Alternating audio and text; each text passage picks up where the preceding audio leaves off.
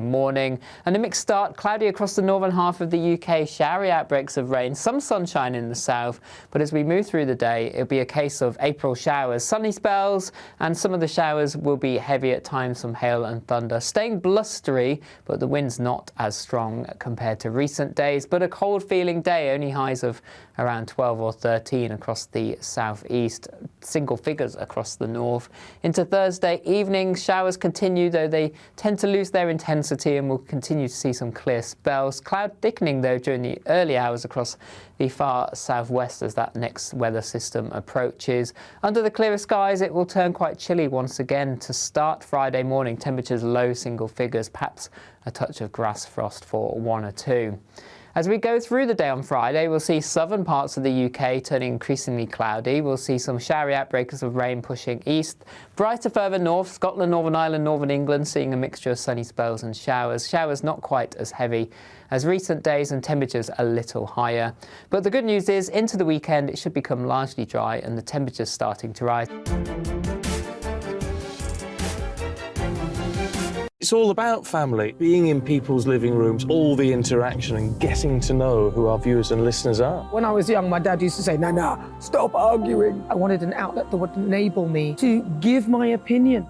People are going through a really hard time right now, and I know that you don't feel like you're being listened to by the establishment. I came to GB News because it's the People's Channel, and I want the audience to have their say on the events of the day. We're dynamic. We do something different. Democracy shows that the wisdom of the nation is in its people.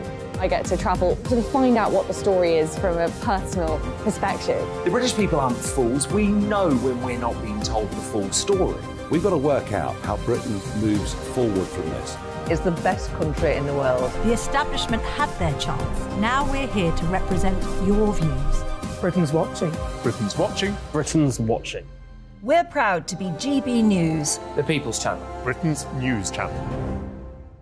Hello, I'm Michelle Dewberry, and you can join me every weekday 6 till 7 on Jubes and Kerr. You're an inspiration to us all. Clip that bit up. Well, you are. That's my ringtone. My political ambitions are, those days are gone, I can tell you. She's only teasing. Go on. He's probably going to want to lay down now. I'll give him 2 minutes to have one. Let's respectfully disagree, that's what we like. Absolutely. On Jubes and Kerr. Come and join us, GB News, the People's Channel. Michelle Dewberry, weekday evenings at 6 o'clock. Start the day with GB News. We catch up on all the big stories you didn't hear the night before. And take a look at what the world's talking about this morning. That's right, Monday to Thursdays from 6 o'clock.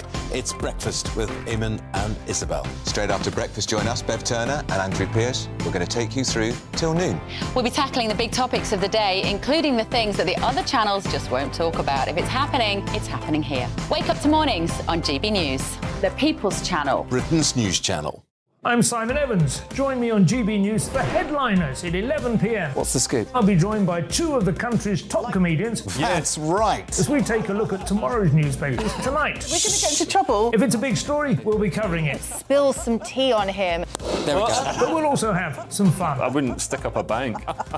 My father didn't love me. So anyway. Headliners every night from 11 on GB News, the People's Channel, Britain's news channel. We've got a brand new lineup every Saturday night on GB News. From 6 p.m, I'll give you my unique take on the world today. Then at 7, it's me, Calvin Robinson, with my Common Sense Crusade. New to GB News is the Saturday 5. 5 times the opinion. Join us every Saturday from 8 p.m. as we debate the week's stories. With us 4, plus a special guest. And at 9, of course, it's Mark Dolan Tonight. Brand new Saturday nights on GB News, Britain's news channel.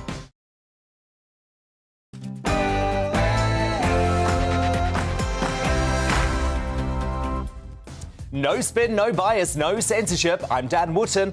And breaking tonight.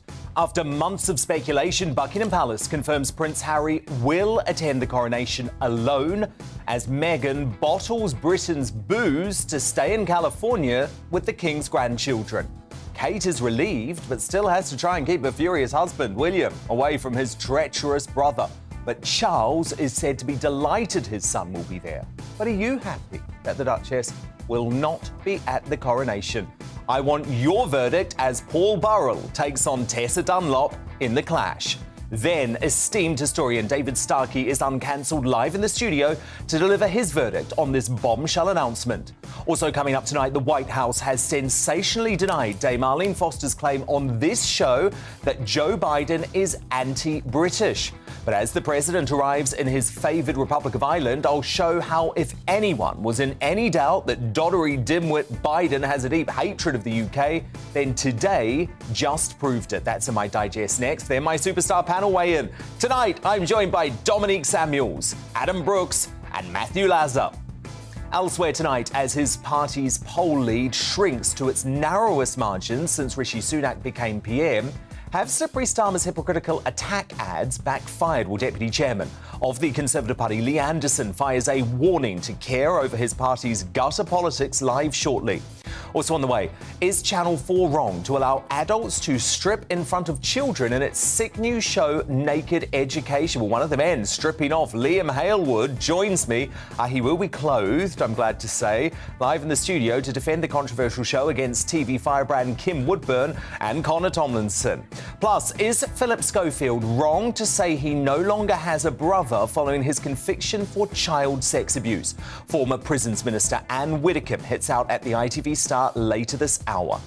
Liz Truss staged her comeback today and she's keeping up the fight against our destructive woke culture. I think it's come to is self-flagellation. Self-flagellation of the values that made our countries great in the first place. So, have we endangered ourselves by pandering to the Liberal left? We'll dissect the former PM's formidable comeback soon. And will Elon's evisceration of the biased BBC and its pipsqueak journalists be enough to earn him an honorary Greatest Britain victory? Claimed that the hateful content was high. Well, That's a false. no. What I You just lied. What? Find out as I crown my latest Greatest Britain and Union jackass before the night is out. As ever, stay tuned for a first look at tomorrow's newspaper front pages, hot off the press too. This is Dan Wootton tonight. Let's go.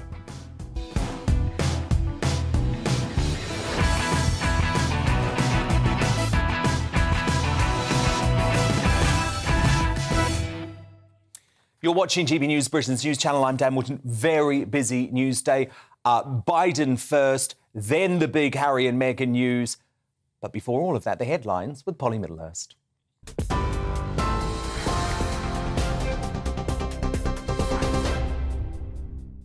Dan, thank you, and good evening to you. Well, on his trip to County Louth as part of his visit to the Republic of Ireland, the US President Joe Biden has said tonight it feels like home. Mr Biden's great-grandfather, James Finnegan, was born in the county. Earlier, crowds of well-wishers braved the rainy weather under umbrellas to watch his motorcade drive past. He toured Carlingford Castle as well before moving on to Dundalk. Earlier, speaking in Northern Ireland, President Biden spoke about the significance of the Good Friday Agreement and he praised the Windsor Framework. Sometimes, especially when the distance of history, we forget how hard-earned, how astounding that peace was at the moment. It shifted the political gravity in our world.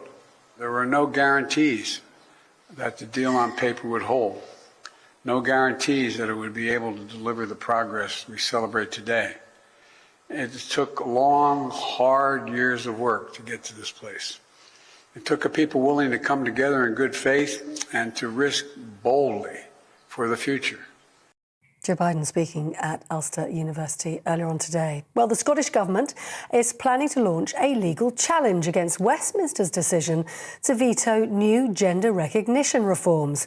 Scotland's Social Justice Secretary says the bill was passed by an overwhelming majority in Holyrood with support from all parties. Shirley Ann Somerville warned the British government's use of Section 35 risked setting a dangerous constitutional precedent over what she said were devolved matters. Well, Rishi Sunak has hit back and defended the move, saying he has concerns over its impact on women's safety. Former BBC Radio 1 DJ Tim Westwood has been interviewed twice under caution for 5 alleged sex offences between 1982 and 2016. The Metropolitan Police saying it interviewed a 65-year-old man on March the 15th and April the 4th this year. There's been no arrest. Last year, a statement from a representative of Tim Westwood said he strongly denied all allegations. Now, as you've been hearing, it's been confirmed the Duchess of Sussex will not attend the coronation of King Charles in May, but the Duke of Sussex, Harry, will. In a statement, the palace said Meghan Markle will remain in California with their children Prince Archie and Princess Lilibet. The announcement follows weeks of speculation following the publication of Prince Harry's controversial autobiography, Spare. Now, the emergency services in Sussex are searching for a woman who's believed to have been swept out to sea in Brighton as Storm Noah continues to sweep across the UK. Police in Brighton are now carrying out a search and rescue operation as heavy rain and 70-mile-an-hour gusts continue. Meanwhile, across the country, hundreds of properties have been left without power and several rail services have also reported delays and cancellations. We'll keep you up to date on Storm Noah throughout the night here on GB News. I'm back in an hour. Now back to Dan.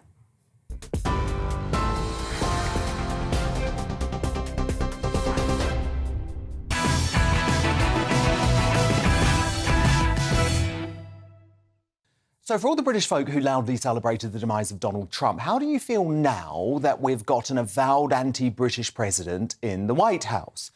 If anyone was in any doubt that doddery dimwit Joe Biden has a deep hatred of the United Kingdom, especially the English, and especially the royal family, by the way, then today just proved it. So first there was the petty.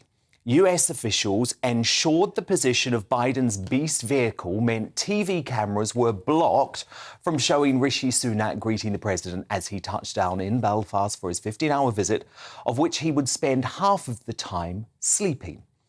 And then he appeared to, look at this, push past Sunak, which is very odd. Then there was the decision for Biden to downgrade a planned bilateral meeting with Sunak into what's been dubbed a bi-latte, a pathetic coffee in what looked like a hotel lobby with no press conference. When Biden finally did speak, there were few kind words about the special relationship with the UK, but as ever, a lot of chat about his Irish roots. Countless others established new lives of opportunity across the Atlantic. Planting farms, founding communities, starting businesses, never forgetting their connection to this island. As a matter of fact, as you walk into my office in the Oval Office in the United States Capitol, guess what? You know who founded and designed and built the White House? An Irishman. Your history is our history. But even more important, your future is America's future. So no wonder the former First Minister of Northern Ireland, the wonderful Dame Arlene Foster, made headlines around the world during her interview with me here last night, where she said simply that Biden hates the UK. The list goes on, Dan, in relation to his dismissal of the British people living here in Northern Ireland. And of course, he revelled in the fact that he told a story about his mother refusing to sleep in a bed because the late Majesty, the Queen, had slept in the bed. We know that he is, Dan, the most partisan president there has ever been when dealing with Northern Ireland. He hates the United Kingdom. I don't think there's any doubt about that. Now, the White House was forced to respond to our interview this morning via a national security spokesperson, but the response was far from convincing. Arlene Foster, who is the former First Minister of Northern Ireland and DUP leader, said on a television channel yesterday that President Biden hates the United Kingdom, and I just wondered what the reaction was to that. President Biden obviously is a very proud Irish American. He is proud of those Irish roots, but he is also a strong supporter of our bilateral partnership with the UK. Is he really? I mean, Biden made his feelings clear about the UK very early on in his presidential bid. Biden, a quick word for the BBC. The BBC, I'm Irish. But Biden's Britain hating actually goes far deeper. His 2008 autobiography, Promises to Keep, revealed his relatives held on to Irish grudges. Biden's Aunt Gertie once told him, "Your father's not a bad man, he's just English." And in 1982, before meeting the late Queen for the first time, his mother, Jean Biden, gave him only one piece of advice: don't you bow down to her. Then, as vice president in 2015, he even said, and this is when he was at his official residence, if you're wearing orange, you're not welcome here. So Biden's happy now. He's back home in Ireland with his disgraced son, Hunter Biden, unbelievably along for the ride. He leaves the special relationship hanging by a thread. To respond now, my superstar panel. Political commentator Dominique Samuels, the businessman and activist Adam Brooks, and former head of broadcasting for the Labour Party, Matthew Laza. So, Dominique, look, that comment from Arlene Foster has gone around the world because actually she has spoken the truth, and not many people who are in those really big positions or formerly were are prepared to say it. But it's true, isn't it? Biden hates the UK. Let's just be honest about it. Yeah, I mean, he hates the UK, and if he doesn't hate it, he certainly dislikes us very much. I mean, he's made his feelings clear with regards to Ireland, with regards to Brexit. And to be fair, it actually does seem to be a Democrat attitude towards the UK in specific regard to Brexit. And personally, this is what I feel like his issue is, even though it's none of America's business. And I think what this has exposed is that it's high time that the UK came out of our state of delusion. In my opinion, the special relationship is dead. It's been dead for a very long time. We need to stop looking to America to help us make our important political decisions because, quite frankly, it's getting us nowhere. I mean, let's take Ukraine, for example. In my personal opinion, America's the one that actually started this conflict. Yeah, Britain's been left to bear the brunt of the costs and also the sort of political ramifications of the war itself. And Joe Biden, when he's ready, it just leaves us to it, despite the fact that America has been quite instrumental in that. And Emmanuel Macron, I'm not a fan of him, he's echoed the same things. He said that, you know, we should really stop depending on America to make important political decisions. And I think the UK should accept that too, because, in my opinion, he's been very disrespectful towards the UK and our Prime Minister. Adam Brooks, do you think there is a domestic political motivation for Joe Biden to go down this path? Look, there's 40 million Irish Americans back home for him to lap up, you know, and whip up into a bit of a frenzy. So, you know, we've always got to look at all angles. Biden is playing the political game here. We know what his personal feelings are. It's obvious. You know, with what you've said about, you know, the book in 2008, and his comments during Brexit, and even likening Boris to Trump. He has no respect for British democracy. That's clear.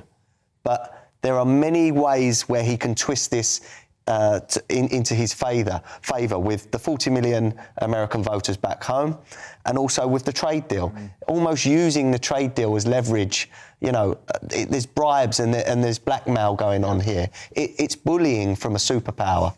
Yeah, and I mean, the thing is, Matthew, he's such a pathetic president anyway, isn't he? He was almost comatose at that coffee meeting with Sunak today. Well, I don't think he hates the UK, but I think he likes winding Britain up, and particularly the British establishment. And I think we need to be careful about falling into that trap. I mean, you know, I think people forget that sometimes the American president, we think of them as a bit like the king or the queen. They're not a monarch; they're a politician, and he is. You know, his politics are not Sunak's politics. They're not Boris Johnson's politics. He's a progressive Democrat, and I think that's also part of it. Hating Britain works for him. No, I don't think he hates Britain. Do you think Arlene Foster's wrong on that? Yes. No, she's not. I don't think she is. And can we just say how great that GBNews has forced the White House to come out and respond. That says a lot about this channel, in my opinion. Well, I think you do touch upon something in that Joe Biden himself, I mean, it is an intrinsic part of the American establishment. He's part of the established Democratic Party. And so he comes here with this attitude still, which I think is old, because America, quite frankly, isn't what it used to be, of I'm running the show here, I'm going to disrespect your Prime Minister, I'm going to be making claims about the Good Friday Agreement as if it's any of my business, and we've all got to deal with it. And I think times have changed. Totally. And Dominic, just look at the timing as well. I mean, this guy literally spent about 8 hours awake in Northern Ireland in the UK. Then he immediately hops over to Ireland, gets off the plane in Ireland. He's having a holiday.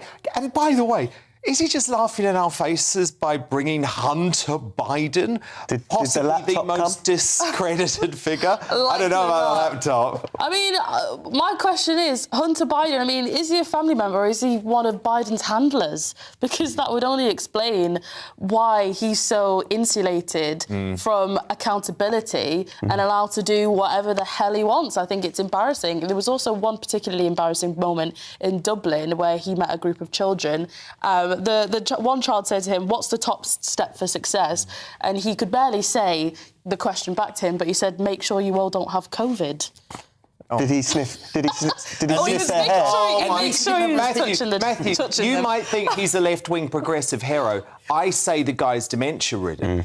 And shouldn't be in power, shouldn't even be considering running for the next election. Donald Trump last night on Fox News said that he doesn't believe that Biden's health will actually allow him to run for the presidency, regardless of what he's saying. But, I mean, Joe Biden is a much better friend of this country than Donald Trump was. No way. Absolutely. Because that's rubbish.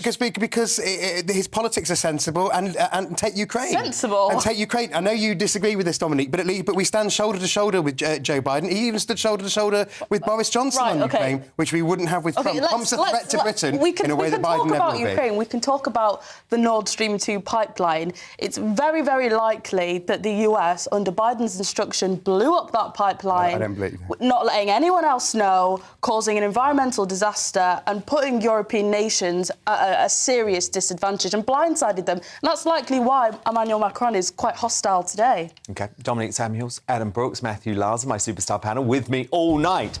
But coming up, as his party's poll lead withers, have slippery Starmer's attack ads backfired? Well, Deputy Chairman of the Conservative Party, Lee Anderson, fires a warning shot over Keir's gutter politics shortly. But first, as the runaway royals decide Harry will come to the coronation alone, should we be happy that Meghan Markle will not be there?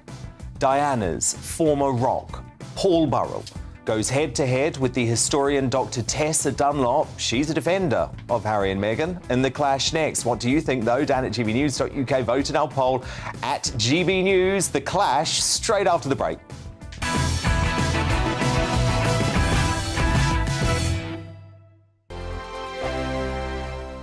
I joined GB News because I was sick and tired of not hearing my views being represented, not just mine, but so many people that I knew and spoke to. I just couldn't get my voice out there. I couldn't say anything. I couldn't do anything. Whatever the narrative was, I kind of had to follow it. GB News is there to provide a voice for those who have been ignored by the establishment media. We think different things. We've got a different style. GB News is here to be optimistic and positive about the future. It's real kind of dynamic and flowing, with the audience very much at the heart of it, like a big family. Here at GB News, we talk about the things that matter to you. Hearing the voices from right across our towns and cities, especially our towns. All sides of the argument represented with a heavy dose of opinion. We're on a mission here to make a difference. And the GB News family really is here for you, and whatever time of day you can watch or listen. Britain's watching. Britain's watching. We're proud to be GB News. The People's Channel. Britain's news channel. Monday to Thursday, 9 p.m. till 11 p.m. Join me, Dan Wootton. I'll bring you the sharpest takes and hottest debates. Do you not believe in prisons? I don't believe in prisons. I'm completely stunned. I guarantee you there'll be no spin, no bias, no censorship. I actually was personally quite offended by it.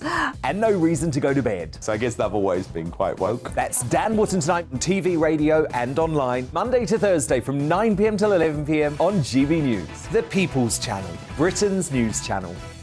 We are GB News, the People's Channel. And right across the United Kingdom. You can find us on Sky Channel 512. Virgin Media Channel 604. Freesat Channel 216. Freeview Channel 236. And YouView Channel 236. You can also take us with you on DAB Plus Radio. With the GB News app and at the website gbnews.uk. We're absolutely everywhere. Come join us on GB News, the People's Channel, Britain's news channel. Start the day with GB News. We catch up on all the big stories you didn't hear the night before. And take a look at what the world's talking about this morning. That's right, Monday to Thursdays from 6 o'clock. It's Breakfast with Eamon and Isabel. Straight after breakfast, join us, Bev Turner and Andrew Pearce. We're going to take you through till noon. We'll be tackling the big topics of the day, including the things that the other channels just won't talk about. If it's happening here. Wake up to mornings on GB News, the People's Channel. Britain's news channel. New to GB News is the Saturday 5. Join us every Saturday from 8 p.m. as we debate the week's stories. Right, folks, that was a spicy one, wasn't it? With us four, plus a special guest. Sometimes she has to stick her foot in it. Sometimes she has to say things as they are. Sometimes I think we should keep the refugees and send the pensioners to Rwanda. Then we'd be in a much better state. Well, Benjamin, that is... The Saturday 5. Saturday nights from 8. Only on GB News, the People's Channel. Britain's news channel. I'm Mark White. As GB News Home and Security Editor, I cover those key issues that are so important to you. Our authorities, our communities doing all they can to combat violent crime. With the public services under unbearable strain, why are we still failing to control our borders? Defence, the first priority of any government, has been continually hollowed out. Can we trust our politicians to protect the armed forces? Join me, Mark White, on GB News.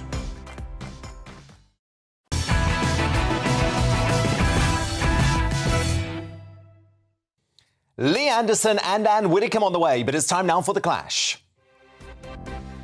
And after months of speculation and more than a week after the deadline to RSVP, it's now finally confirmed that Prince Harry will attend next month's coronation, but it will be on his own. A statement released by Buckingham Palace reads, Buckingham Palace is pleased to confirm that the Duke of Sussex will attend the coronation service at Westminster Abbey on the 6th of May. The Duchess of Sussex will remain in California with Prince Archie and Princess Lilibet. Now, while members of the royal family, particularly Kate, are breathing a sigh of relief, the decision will be interpreted by many as a snub by malicious Meghan, as she callously denies King Charles the chance to reunite with his youngest grandchildren, who have been marooned over 5,000 miles away for most of the last 3 years. So tonight I'm asking you, are you happy that Meghan will not be at the coronation of King Charles III? Let me know your thoughts by emailing me, dan@gbnews.uk. Our poll running right now at GB News on Twitter. But to debate this, I'm joined by former close personal friend of Princess Diana. She described him as her rock, Paul Burrell, and the historian and broadcaster, Dr. Tessa Dunlop. So, Paul Burrell, how do you feel about this decision? Well, Dan, it's exactly what I thought would happen. I personally am happy that I don't have to watch the Harry and Meghan show at the King's coronation, because I want to watch the King's coronation. It's not about Harry and Meghan. It's about our country, our people, and our working royal family. And it's right that she's not here, because I think that her security would actually be in danger, because she'd be at risk of being booed or even worse. And this excuse of not coming because it's Archie's birthday, I think, quite frankly, that's pathetic, because Lilibet spent her first birthday here at Frogmore Cottages, so why couldn't Archie? And Harry's keeping the door open. He's preserving his USP by being royal, and that's what the Americans love, the fact that they're royal. Harry will have to face his family, the ones whom he's criticised. He'll even have to bow and kiss the hand of Queen Camilla. And that's going to be a very tough pill to swallow. But he will also be gathering anecdotes for his next assault on his family. Yeah. Oh, how I would love to be a fly on the wall at that moment. Paul, look, I completely agree with you. The reason she's not coming is because she doesn't want to be booed. She doesn't want her brand to suffer. She would absolutely have been booed. This is obviously a huge relief to Kate. But do you still feel for William? Because remember, Paul, it's William who has to face Harry. And Kate's probably going to be worried that he's going to rush over and lamp him or something, like their little fisticuffs over the dog bowl at Kensington Palace after everything that Harry has said about him. I don't think there's going to be very much contact between Harry and William, or even Harry and his father. Harry's going to nip in and be gone before you know it. He's coming purely to show his face. He's coming because his father wants him to come. His father will be delighted that he's here. And he's coming because he wants to keep some kind of contact with the royal family, because it's very useful for him to go back to America and then appear on Good Morning America and tell everyone about how awful his family has been to him. Listen, he's going to get a very icy reception from members of the royal family. They haven't forgotten, and they will wait for their time. No, they haven't, Tessa. They haven't forgotten. They will not forgive him. Honestly. Think of everything that he Listen to said, the Tessa. pair of Think of you. everything that he said. Well, what have we just said that's wrong, Tessa? Start by breaking down your introduction, Dan, where she was malicious Meghan, who was callously denying her father-in-law a chance to embrace Lilibet and Archie. For goodness sake, Charles is hardly going to sit on the loo and do a number two. He's going to be so busy during the coronation, let alone muddle about with a couple of toddlers, one of whom would have been way too young for the service anyway. I'm not talking about the service. Camilla's second-hand grandchildren who would be attending him in the service. I think you're just constructing something that isn't there. And the interesting thing is, whatever they had done, you both would have come out for them, all barrels, all guns blazing. I've been very honest, Tessa. I've been very honest about how I feel about this, Tessa. Personally, I don't want either Harry or Meghan there. But I understand that Charles, as a loving father, believes that his son should be at the ceremony. I feel very, very sorry for Kate and William, who have been attacked, for Camilla, who has been attacked in the most vile way. But why I like the fact that they are coming on there, that Harry's coming on his own, Paul, is that William was really worried that Meghan and Harry were going to attempt some sort of stunt in London to overshadow the king. And I think with it just being Harry, that won't happen. I totally agree with you, because that couple have the power of turning the media towards themselves and taking it away from the king and our constitution and the royal family. Yes, they do. The media are just totally transfixed by what they're doing. That suggests that the media have no agency, that they're being controlled like drones by Harry and Meghan. The media choose what they focus on. The truth is, it's disingenuous of Dan Wootton to suggest that he didn't want Harry and Meghan to be there. Because you know, Dan, they drive up clicks, they drive up visibility, they drive viewingship for channels like yours. So actually, I'm sorry that Meghan's done your channel a disservice, because it's one less platform that won't receive Rubbish. Do you know what, Tessa? I can back up everything that I say with evidence. Listen, I can back up everything I say with evidence. They were both over here for the funeral of the late Queen, and they decided to break royal protocol to plan to do a walkabout without asking the permission of either Charles or William and Kate. And so William and Kate did the magnanimous thing and said, look, we'll do this together. Then, Tessa, they go back to Los Angeles and use all of the information, the private conversations that they've had with senior members of the royal family, including a deeply intimate and personal conversation that Harry had with Charles after his father's funeral, and they published it in his tawdry tell-all. So I'm sorry, Tessa, everything I'm saying about their behaviour is backed up by their last 2 visits to this country for formal occasions. I agree. They've not behaved in a particularly dignified fashion. But I would like to remind you that Harry was the author of the book, not Meghan. And actually, I think it's quite brave of Harry, given the visceral way in which he has reported and, yes, attacked and criticised his family, to come back out of his bedroom, excuse the metaphor, and get down in among the also-ran royals, because he's not going to be given a front pew, is he? He'll be somewhere tucked in the middle. And that I want him right at the back behind a podium. I want him at the back behind a podium after the way that he's acted, Paul. I'm sorry, I do. Well, the king is very happy he's coming. He's his son. He loves him. He looks after him. Every time he comes to England, he gets looked after. He has crown property, Frogmore Cottages. The king sends a chef to Windsor Castle to cook all Harry's food. He sends a butler to to Windsor Castle to make sure he serves all the what food a horrible to Harry. life he takes has, care of Paul. him. But he has a horrible life. He has a horrible But you will life. He's never treated hear. terribly. You will never hear the nice things. You will only hear the bad things. And let me tell you, he is not popular amongst members of the working royal family. No, he's not. He's not. He's not. Do you know what? Even Zara Tindall and Mike Tindall, his previous friends, have turned on him. It's a brave move to sit in among the family that doesn't like him at the moment, to actually be subjected to the British press, which is mainly Tessa, can I ask you a question, Tessa? All on his own, I think it's quite a brave move. Tessa, can I ask you a question? Why do you think he wants to be there?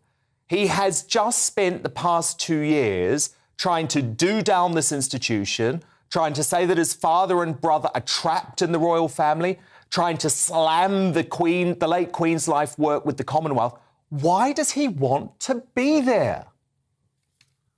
Because actually, if you look beyond the clickbait headlines regarding his book Spare, what came away from me, the roaring loudest message, was that he remains a monarchist. Yeah, he found growing up in the gilded cage weird. He felt it destroyed his mother. He constructed narratives in some cases that didn't exist. But he knows no other way of being. And he said it in the Harry and Meghan Netflix documentary. He misses the great big crazy meals in the palace. He misses his family. He knows that if he goes to a preliminary court hearing before the coronation and a court hearing after the coronation and doesn't turn up to his dad's coronation, that is a bridge too far. So on a moral level, Harry knows he has to be there. And also, he's a monarchist. Final word to you, Paul? Yes. If he hadn't come, the door would have shut.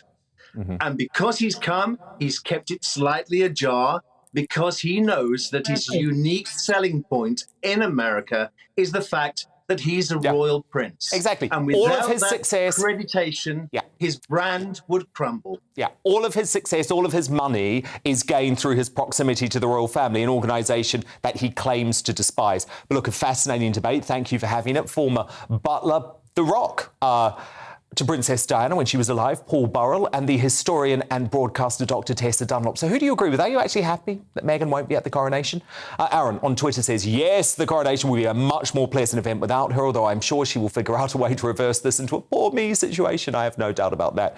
Judy writes, Archie and Lilibet have the right to know who their grandparents are, no matter what.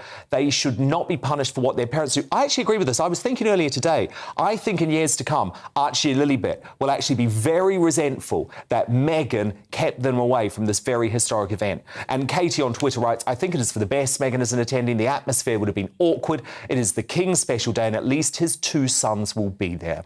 And your verdict is now in. 89% of you say you're happy that Meghan won't be at the coronation. Just 11% of you sad about the Duchess staying away in Montecito.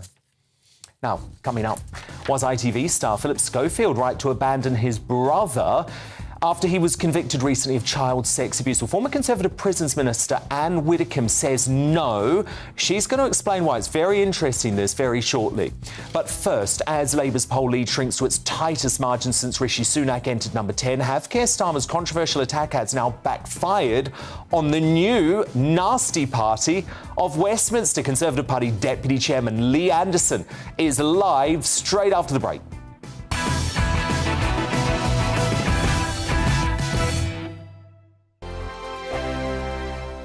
Monday to Thursday nights on GB News. At 6, it's Dubes & Co. 7 o'clock, Farage. At 8, join Jacob Rees-Mogg. And at 9, Dan Wootton Tonight, followed by Headliners. On TV, radio and online. This is GB News.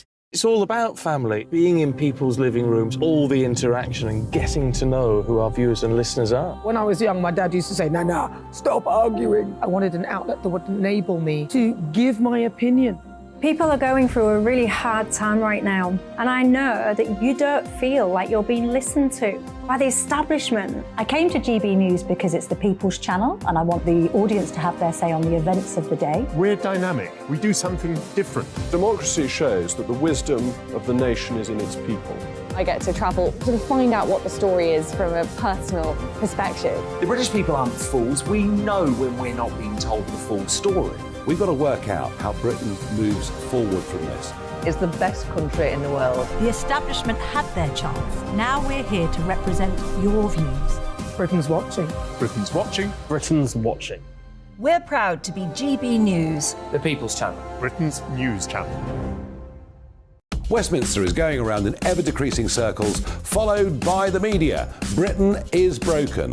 How on earth did we get into this mess? But more importantly, how do we get out of it? Join me at 7 p.m, Mondays to Thursdays on Farage, here on GB News. We will have open, rational debate. We've got to work out how Britain moves forward from this. Join us here on GB News, the People's Channel. Britain is watching.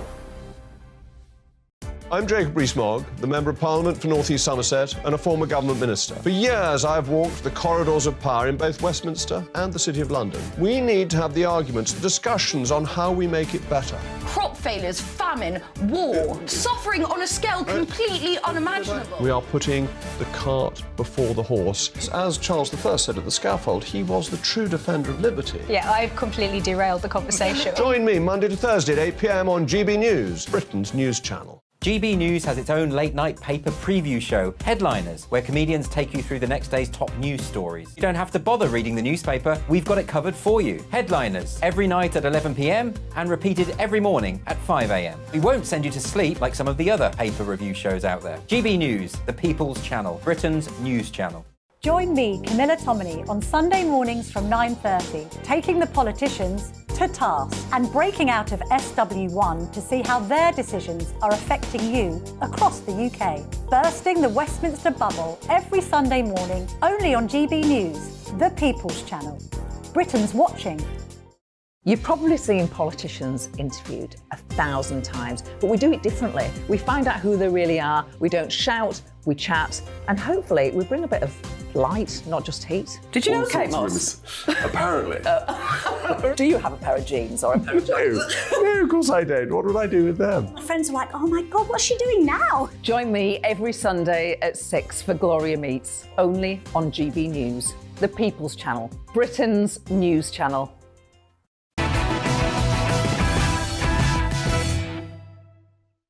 Time now for Westminster's toughest talking MP, Deputy Chair of the Conservative Party, Lee Anderson.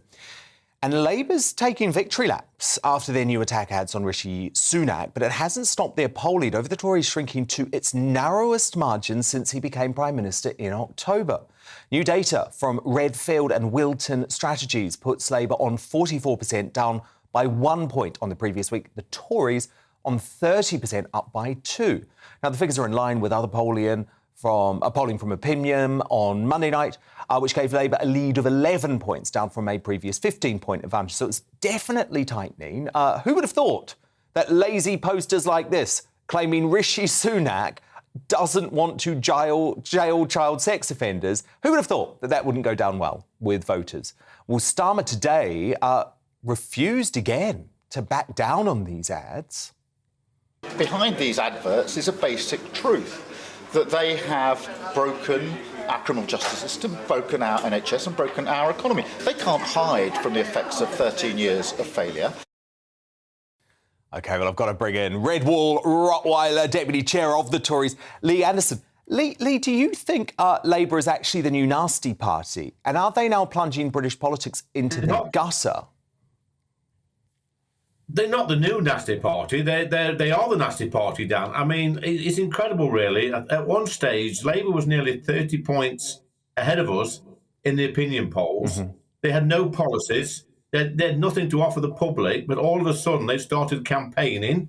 They started producing these ridiculous advertisements on Twitter and on Facebook and on social media.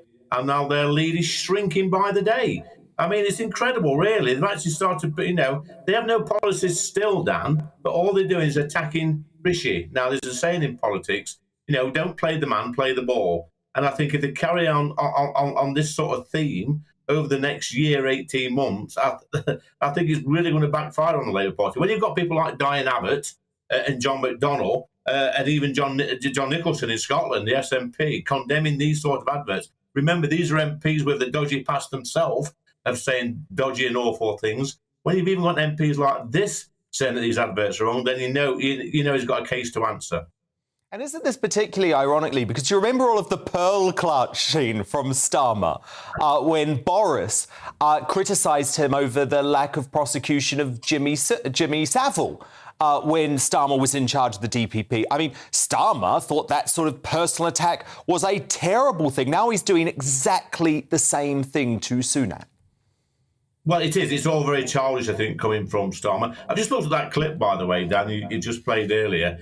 This man will say anything to get the keys to number 10. I think I said this last week. He is a slippery so-and-so, is this Sir Keir Starmer. He'll say anything, he'll do anything. And even some of his, his own front benchers are refusing on social media to share these adverts. It just shows what his own front bench, his own backbenchers, the British public on the whole, even, the left-wing mainstream media, people at the Mirror and Guardian are having a pop at him as well. So I think he's on the wrong bus here, but he's doubling down. I think that's probably a good thing for us, but it just shows the nasty side to the Labour Party. It's going to be more prevalent, I think, over the coming months. The next year, 18 months, we're going to see more nastiness from the nasty party. Do you think they're really starting to fear Rishi Sunak, Labour? Well, I think they are because, they didn't have to do this, Dan, to be honest with you. They were ahead in the polls, and I think it's a bit, it smacks of desperation to start, they had a field day attacking Boris, but now Rishi, Rishi plays with a straight bat, is as straight as they come, is a details man, is getting the job done, is solving problems on a daily basis. It's looking a little bit desperate from the Labour Party that they're actually attacking Rishi himself, and I think it's going to backfire on them. Well, it already is, to be honest.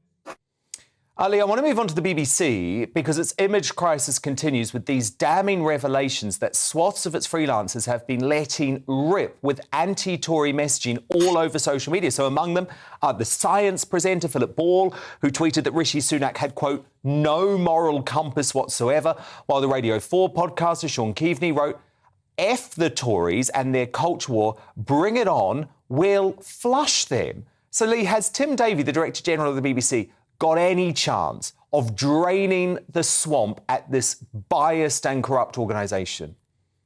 Well, no, he hasn't. I mean, I wrote to this Director General, Tim Davie, when he first got the job and asked him to resign. I thought he was the wrong person for the job. He's lost control. He's never had control, Dan, to be honest. You've got these idiots. I mean, this Sean bloke, you've just mentioned, I've never heard this. I've never heard of this man before. But quite clearly, they are running amok the BBC. You've got your Gary Linekers, you've got other so-called, personalities, TV presenters and newsreaders, just saying what they want and doing what they want. They have to remind themselves that these people are paid by the British taxpayer, the licence fee payer, and they should not be anti-government as they are. They should be impartial. They should not have an opinion on these things. If they want to have an opinion, these so-called presenters, then go and work for an independent company and spout your nonsense then. Go and sit with Gary Neville and these sort of people. What? Did you see them being owned by Elon Musk, the new owner of Twitter overnight, Lee? That was quite beautiful to watch, wasn't it? It was beautiful. I don't know why it's got into this situation, Dan, to be honest. You got the BBC, who are supposed to be an impartial, a publicly funded organisation, which is supposed to be, fair to all political parties, but all it is just full of lefties, it's full of whingers, it's full of Ramonas, and all they seem to do is have a pop at people like me, and yourself and GBNews and government. They will stop at nothing to try and install a Labour government. It's absolutely shocking. You know my stance on this, Dan. I don't pay my TV licence, and I think it's a complete waste of money. And what I loved about what Elon Musk did, we're going to play the clip later in the show in case folk haven't seen it, but what I loved about what he did is he just called them out. He just called the bloke out. He said, OK, where's the evidence for that? And of course, there was no evidence. Yeah. There was absolutely no evidence. The guy had just listened to what everyone else on Twitter and in his little metropolitan circuit was saying. But look, Lee, I want to move on to Bud Light Beer, because this is a fascinating story, right? So it's America's #1 beer. This is the beer of middle America.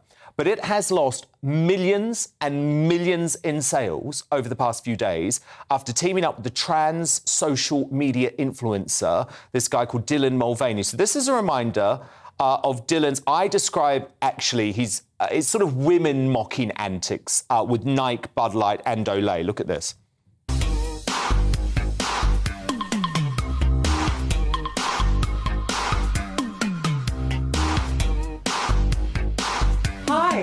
Impressive carrying skills, right? I got some Bud Lights for us. Olay, every day. SPF, that's just my way. Getting sun, I'm going cray. Olay, oh slay. So, Lee, is this the ultimate example of go woke, go broke? I'll tell you what this is, Dan. This is, the last time I saw a bloke prancing about like that was Larry Grayson on the Generation game about 20-odd years ago. This actually, seriously, this is mocking women to a new level. Women don't act like that. They don't prance around making silly noises, making silly arm movements and stuff like that. You know what, Dan? If all women acted like that on this planet, mankind would end tomorrow. It really would. It's an absolute freak show. They need to stop it. Like you say, go woke, go broke. And anybody who's buying Nike stuff now need to have a long, hard look at themselves in the mirror. This is just beyond the pale. It's an insult to every single woman on the planet. Absolutely. I mean, Dylan Mulvaney, this is misogynistic. I mean, this guy basically suggests that you can be a woman by spending lots of money on clothes, acting like a bimbo, and sort of doing ridiculous can-can dances. I am so offended by it, and I think it's really important, actually, that men start standing up for the brilliant women in their lives. Well, it is. I mean, you look at the brilliant women we've got in the UK, we look at the recent success of the football team last year, we've got some fantastic women. We wouldn't be around if it weren't for our fantastic females on this planet. Yet you've got people like this being supported by Nike who are actually taking the piss out of women. I want to use strong language on this, Dan. They are taking the mickey. They are dehumanising women. They're making them look like a freak show. It is absolutely disgusting. What is this world coming to when a bloke can prance around like that, mocking women? It's absolutely shocking. Shocking. Yeah. Well, I just hope the total collapse in the sales of Bud Light in America over the weekend, I hope it wakes some of these companies up to what they're doing, because they're turning folk off. But look, brilliant to chat as ever. Lee Anderson, our Red Wall Rottweiler, Deputy Chairman of the Conservative Party.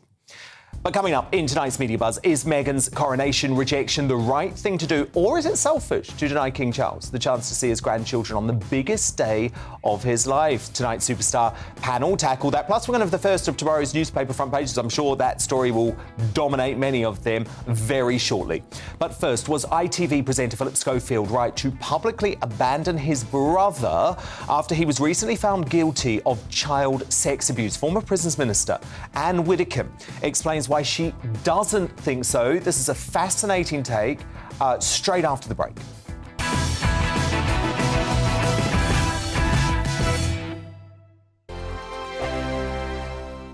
Monday to Thursday nights on GB News. At 6, it's Dubes & Co. 7 o'clock, Farage. At 8, join Jacob Rees-Mogg. And at 9, Dan Wootton Tonight, followed by Headliners. On TV, radio and online. This is GB News.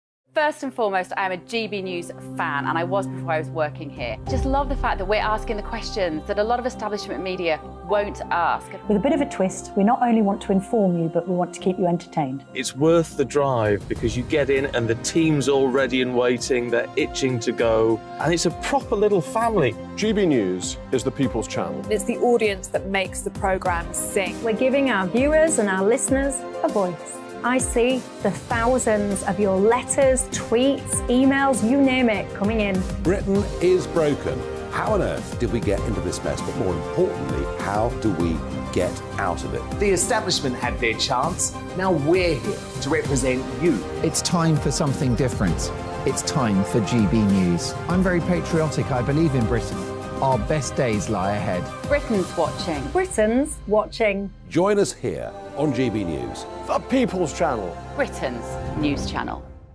Join me, Patrick Christie's Monday to Friday, 3 till 6. We tackle the day's news agenda like you've never seen before. It's high tempo, high octane, the most controversial topics, and the best guests. You will not be able to take your eyes and ears off it. I'm not afraid to ask the questions that you really want answered. 3 till 6 p.m, Monday to Friday on GB News, the People's Channel, Britain's news channel. GB News has its own late-night paper preview show, Headliners, where comedians take you through the next day's top news stories. You don't have to bother reading the newspaper, we've got it covered for you. Headliners, every night at 11 p.m. and repeated every morning at 5 a.m. We won't send you to sleep like some of the other paper review shows out there. GB News, the People's Channel, Britain's news channel. Join me, Camilla Tominey, on Sunday mornings from 9:30, taking the politicians to task and breaking out of SW1 to see how their decisions are affecting you across the UK. Bursting the Westminster bubble every Sunday morning, only on GB News, the People's Channel. Britain's watching. Hello, I'm Calvin Robinson. Do not miss my Common Sense Crusade Saturdays at 7 p.m. Join me for some in-depth discussions on faith. Is that not the start of the slippery slope? It's very much so. And the big moral questions of the day. I'm baffled. You've got some nerve. Only on GB News, the People's Channel, Britain's news channel. I'm Andrew Doyle. Join me at 7 o'clock every Sunday night for Free Speech Nation, the show where I tackle the week's biggest stories in politics and current affairs with the help of my two comedian panellists and a variety of special guests. Free Speech Nation, Sunday nights from 7 on GB News, the People's Channel, Britain's news channel.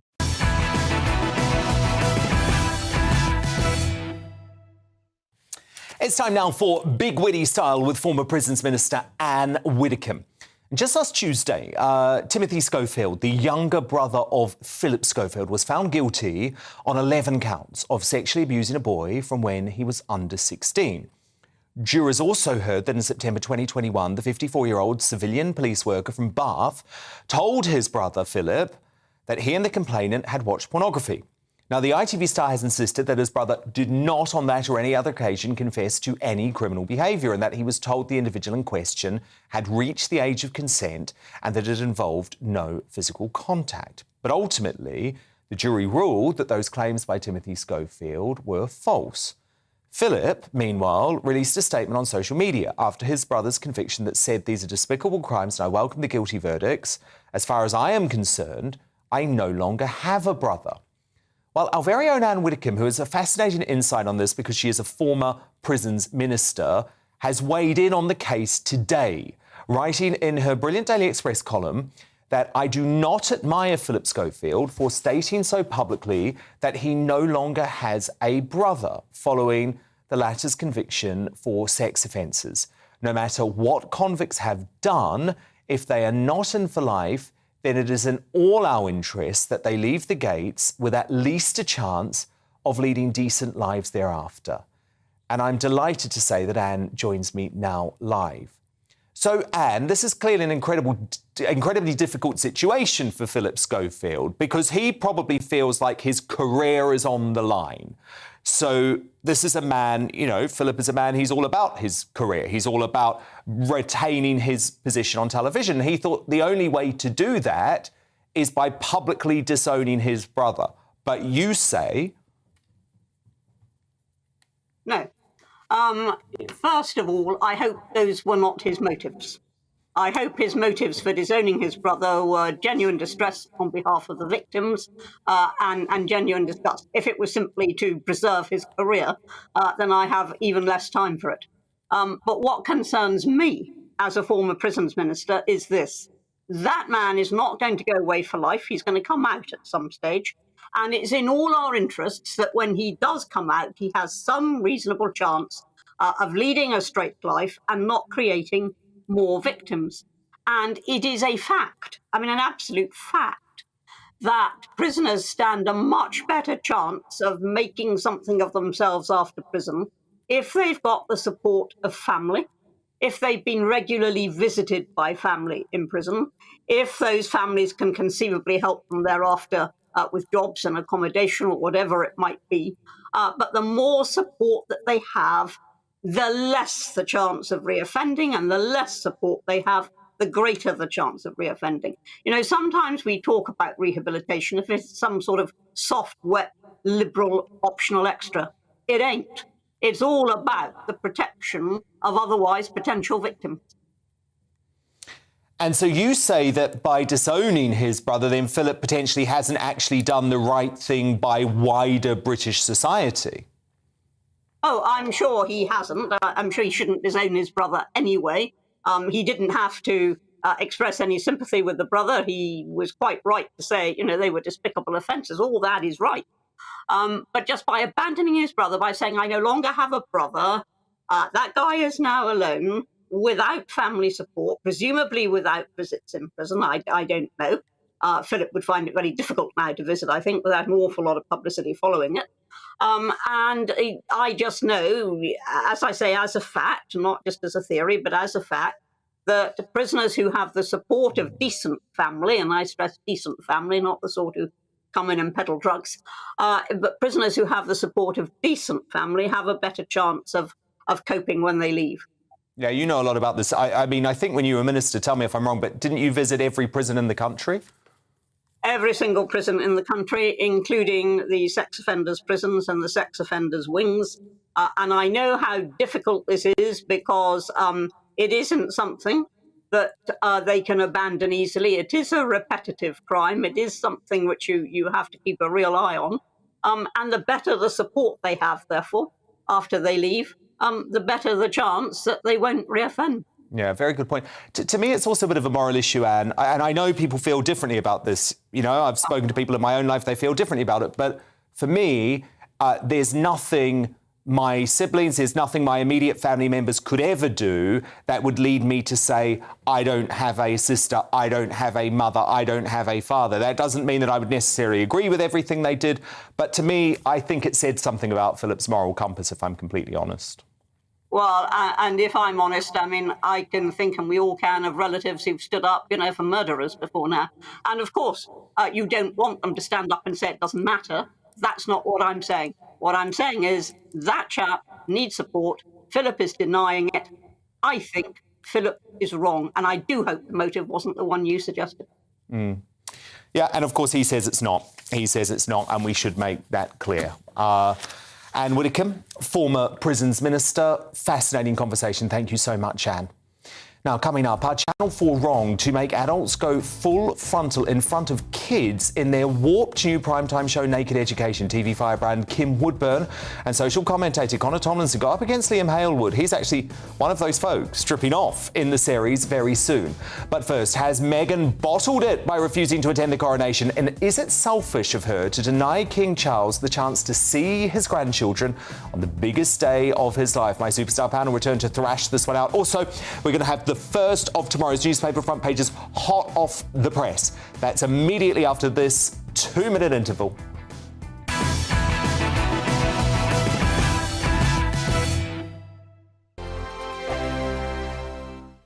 You've probably seen politicians interviewed 1,000 times, but we do it differently. We find out who they really are, we don't shout, we chat, and hopefully we bring a bit of light, not just heat. Did you know, Kate Moss? Apparently.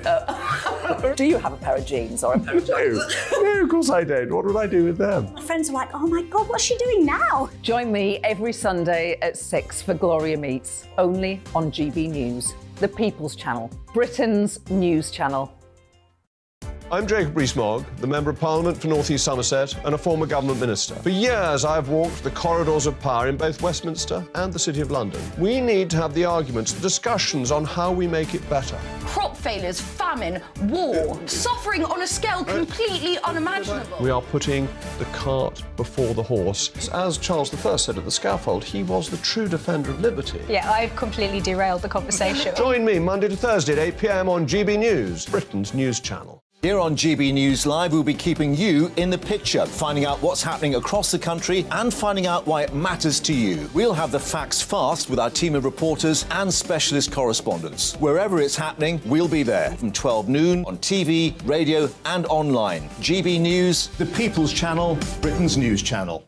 I'm Andrew Doyle. Join me at 7 o'clock every Sunday night for Free Speech Nation, the show where I tackle the week's biggest stories in politics and current affairs with the help of my 2 comedian panellists and a variety of special guests. Free Speech Nation, Sunday nights from 7 on GB News, the People's Channel, Britain's news channel. Here on GB News, we're starting the conversation and having the debate that the establishment won't have. No one will be cancelled. Join me at 4 p.m. every Saturday and Sunday. We'll be discussing all the big topics of the weekend. Oh, get cracking! Always honest, always fun. Only on GB News, Britain's news channel.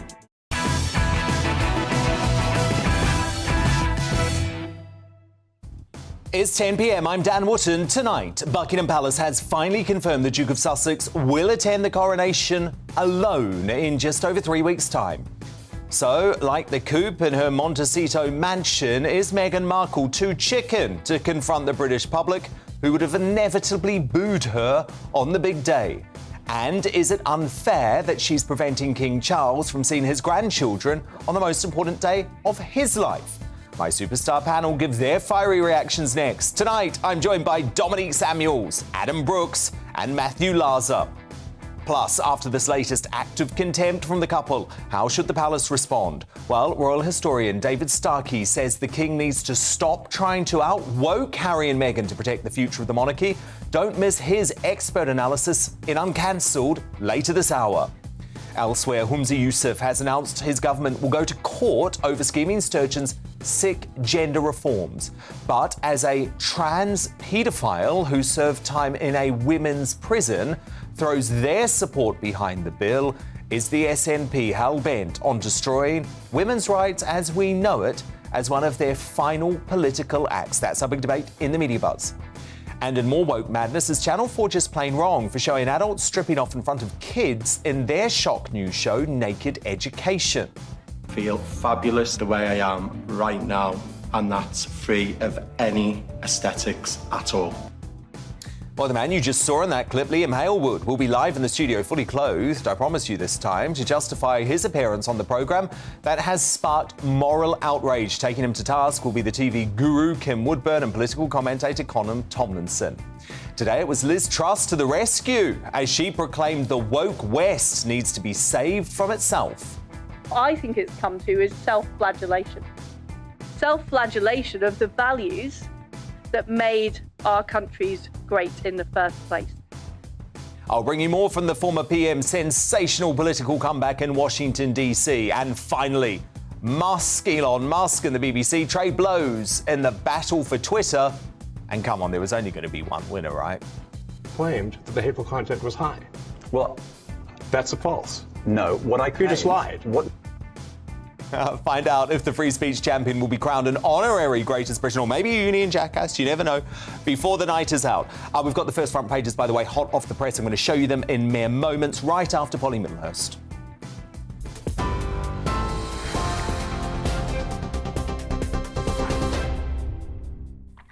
Thank you, Dan, and good evening to you. Our top story on GB News tonight. On his trip to County Louth as part of his visit to the Republic of Ireland, the US President Joe Biden has said it feels like home. Mr Biden's great-grandfather, James Finnegan, was born in the county. Earlier, crowds of well-wishers braved the rainy weather under umbrellas to watch his motorcade drive past. He toured Carlingford Castle before moving on to Dundalk. Earlier on today, speaking in Northern Ireland, President Biden spoke about the significance of the Good Friday Agreement and praised the Windsor Framework. Now, a 74-year-old man has been extradited from Pakistan and charged with the murder of a female police officer over 17 years ago. 38-year-old WPC Sharon Beshanivsky was shot while responding to a robbery in Bradford in 2005. Pirandita Khan was arrested by police in Pakistan early this year following a joint operation with the National Crime Agency. He's also been charged with robbery and 2 counts of possession of a firearm with intent to endanger life. He's due to appear at Westminster Magistrates Court tomorrow. Now, it's been confirmed that the Duchess of Sussex will not attend the coronation of King Charles in May, but the Duke of Sussex, Harry, will. In a statement, the palace said Meghan Markle will remain in California with Prince Archie and Princess Lilibet. The announcement follows weeks of speculation following the publication of Prince Harry's autobiography, Spare.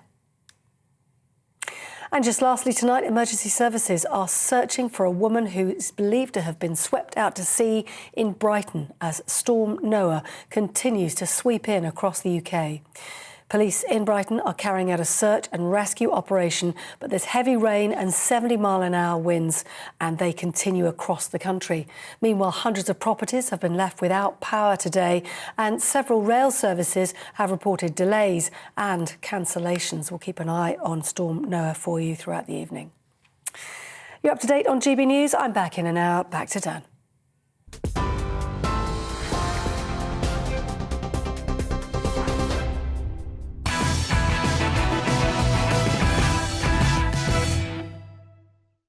Tomorrow's News Tonight now in our Media Buzz. Let's kick off with the first front pages. These are hot off the press.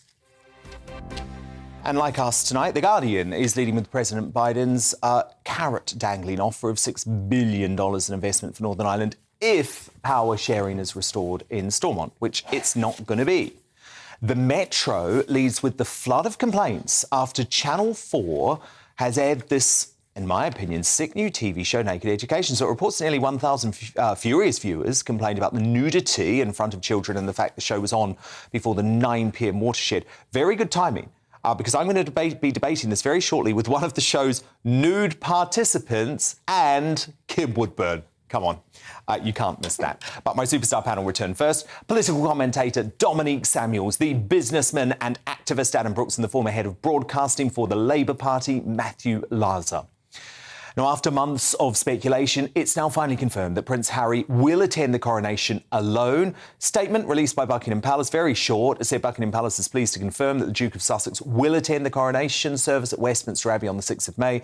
The Duchess of Sussex will remain in California with Prince Archie and Princess Lilibet.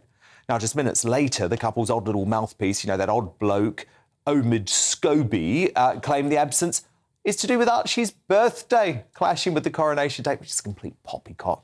I've written a new column on this for the Mail Online, which is live now, and I say, look, I've got no doubt that Meghan's decision to stay away comes down, as always, to her massive ego and obsession with being idolised, rather than trying to give the royal family a peaceful week.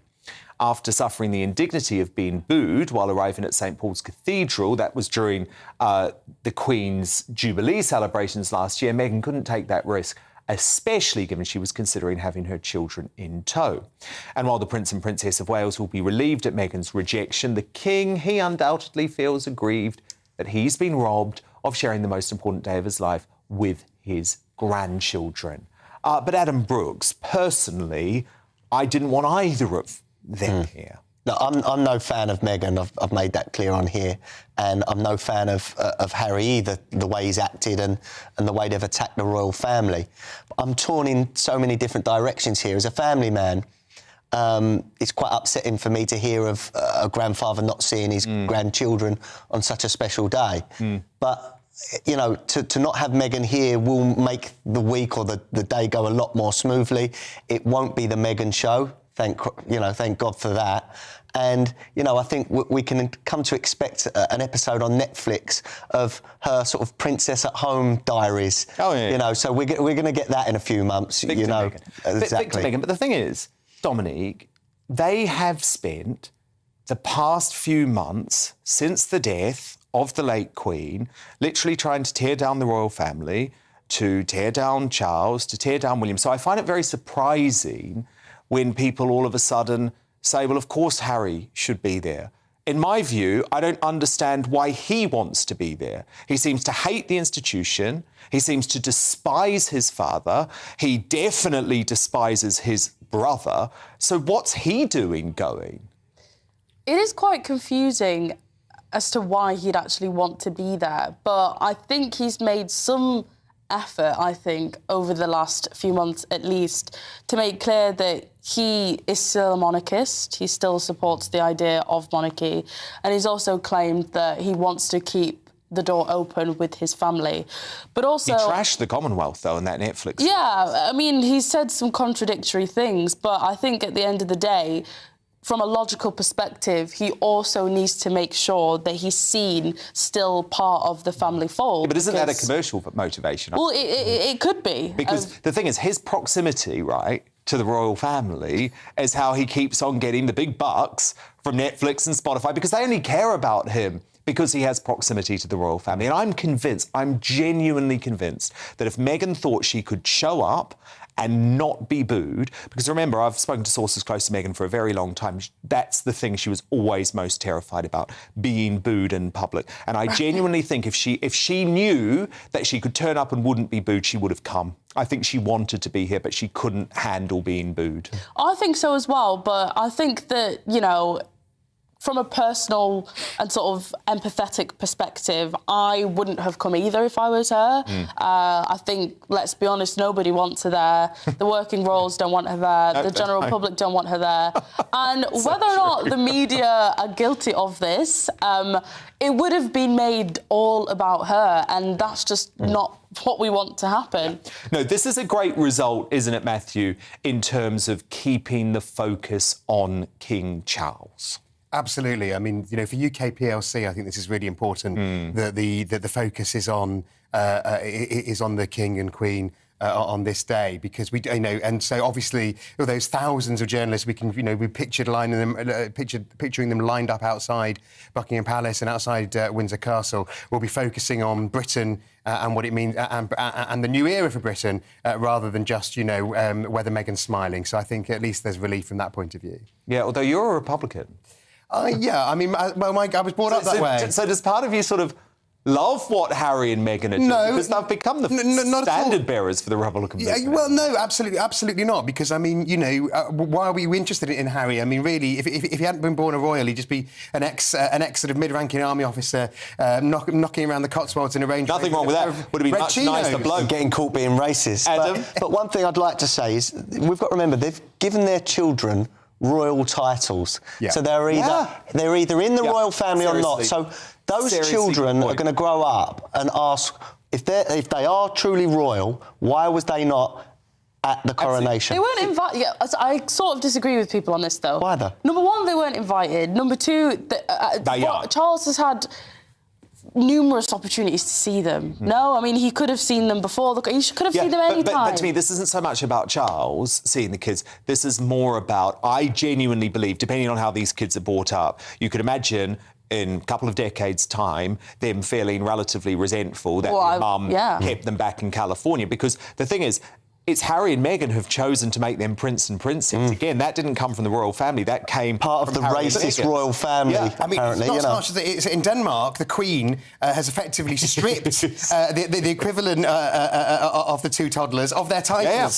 So, you know, there's a case for that. Well, to be honest, do a job if you want a title. If Charles wasn't such a big softie, you know, actually, if he was doing what was right for the royal family and right for Britain, he would have stripped Harry and Meghan of their titles. He would have said, Archie and Lilibet, you're Californian little upstarts now. You're not becoming prince and princess. The fact is, they are prince and princess. I think it's weird that Meghan didn't want them in the country. She should have let them go with them. Not to the coronation service itself, because they are very young.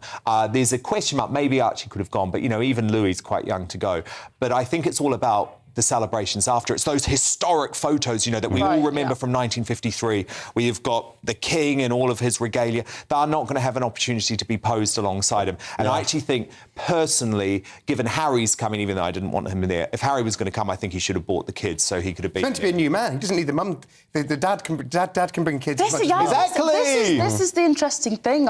You know, you could say it's for commercial benefit, but I think emotionally, Harry still does want to keep that door open with Absolutely. his family. I think you're so right. The problem is he's got the master in Montecito telling him, don't get too close. Now, look, on that note, let's move on. Liz Truss staged her political comeback today, delivering the Margaret Thatcher Freedom Lecture at the Heritage Foundation in Washington, D.C. And the ill-treated former PM was in sensational form, attacking woke culture and, of course, the anti-growth movement, which she says has now been joined by, quote, socialists in environmental clothing. Look. The sad truth is what I think we've seen over the past few years is a new kind of economic model taking hold in our country. One that's focused on redistributionism, on stagnation, and on the imbuing of woke culture into our businesses. I call these people the anti-growth movement, and they come in many shapes and sizes. What I think it's come to is self-flagellation. Self-flagellation of the values that made our countries great in the first place. The whole debate about what is a woman that completely subverts basic principles of science and biology. The left have weaponized people's concerns about the economy and environment, using terms like fuel poverty and the climate emergency. Maybe we should talk about rising taxes as tax poverty. And maybe rather than a cost of living crisis, what we've actually got is a cost of government crisis. Just going to give her a little round of applause. That was brilliant stuff. Very good. From Truss. Now, of course, the establishment coup against her might not have succeeded, but for those of us who believe in a low tax, high growth, anti-woke Britain, I believe Liz Truss is going to remain an increasingly important voice. I'm Matthew Laza, Adam Brooks, Dominique Samuels. Do stand by, because coming up, as a trans paedophile who served time in a women's prison throws support behind Humza Yousaf's gender reform bill, is the SNP hell-bent on destroying women's rights as one of their final political acts? My superstar panel are going to return to debate that very soon. But first, is Channel 4's new show Naked Education wrong for showing adults stripping off in front of kids? Liam Halewood is one of those folks who is stripping off in front of kids. Is going to be live in the studio to debate it with TV guru Kim Woodburn and the political commentator Connor Tomlinson. That's next.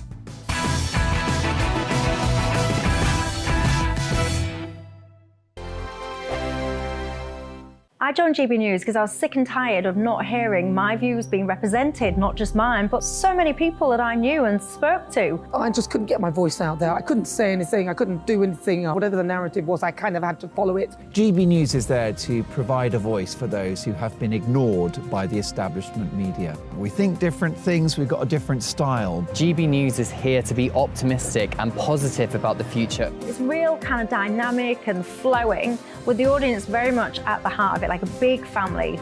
Here at GB News, we talk about the things that matter to you. Hearing the voices from right across our towns and cities, especially our towns. All sides of the argument represented with a heavy dose of opinion. We're on a mission here to make a difference. And the GB News family really is here for you, and whatever time of day you can watch or listen. Britain's watching. Britain's watching. We're proud to be GB News, The People's Channel. Britain's news channel. Monday to Thursday, 9 p.m. till 11 p.m. Join me, Dan Wootton. I'll bring you the sharpest takes and hottest debates. Do you not believe in prisons? I don't believe in prisons. I'm completely stunned. I guarantee you there'll be no spin, no bias, no censorship. I actually was personally quite offended by it.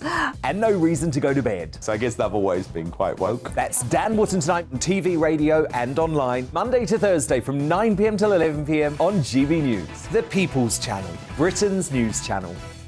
We are GB News, the People's Channel. And right across the United Kingdom. You can find us on Sky Channel 512. Virgin Media Channel 604. Freesat Channel 216. Freeview Channel 236. And YouView Channel 236. You can also take us with you on DAB Plus Radio. With the GB News app and at the website gbnews.uk. We're absolutely everywhere. Come join us on GB News, the People's Channel, Britain's news channel. Start the day with GB News. We catch up on all the big stories you didn't hear the night before. And take a look at what the world's talking about this morning. That's right, Monday to Thursdays from 6 o'clock. It's Breakfast with Eamon and Isabel. Straight after breakfast, join us, Bev Turner and Andrew Pearce. We're going to take you through till noon. We'll be tackling the big topics of the day, including the things that the other channels just won't talk about. If it's happening here. Wake up to mornings on GB News, the People's Channel. Britain's news channel. New to GB News is the Saturday 5. Join us every Saturday from 8 p.m. as we debate the week's stories. Right, folks, that was a spicy one, wasn't it? With us four, plus a special guest. Sometimes she has to stick her foot in it. Sometimes she has to say things as they are. Sometimes I think we should keep the refugees and send the pensioners to Rwanda. Then we'd be in a much better state. Well, Benjamin, that is... The Saturday 5. Saturday nights from 8. Only on GB News, the People's Channel. Britain's news channel. I'm Mark White. As GB News Home and Security Editor, I cover those key issues that are so important to you. Our authorities, our communities doing all they can to combat violent crime. With the public services under unbearable strain, why are we still failing to control our borders? Defence, the first priority of any government, has been continually hollowed out. Can we trust our politicians to protect the armed forces? Join me, Mark White, on GB News.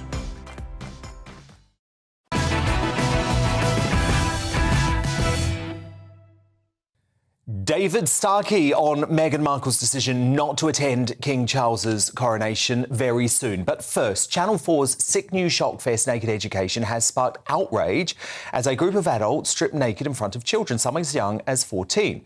Now, the programme, which claims to promote body positivity and normalise all body types, has seen viewers question if it was actually necessary to educate children by going nude. Have a look. Physical? I couldn't look at them. I don't think my cat's even got that much hair. You're giggling quite a lot back there. I'm always the one that giggles. Now, Liam Halewood, who spent £20,000 on cosmetic surgery before having it all reversed, he appeared in front of a class of children to demonstrate the negative impact the procedures had on his well-being.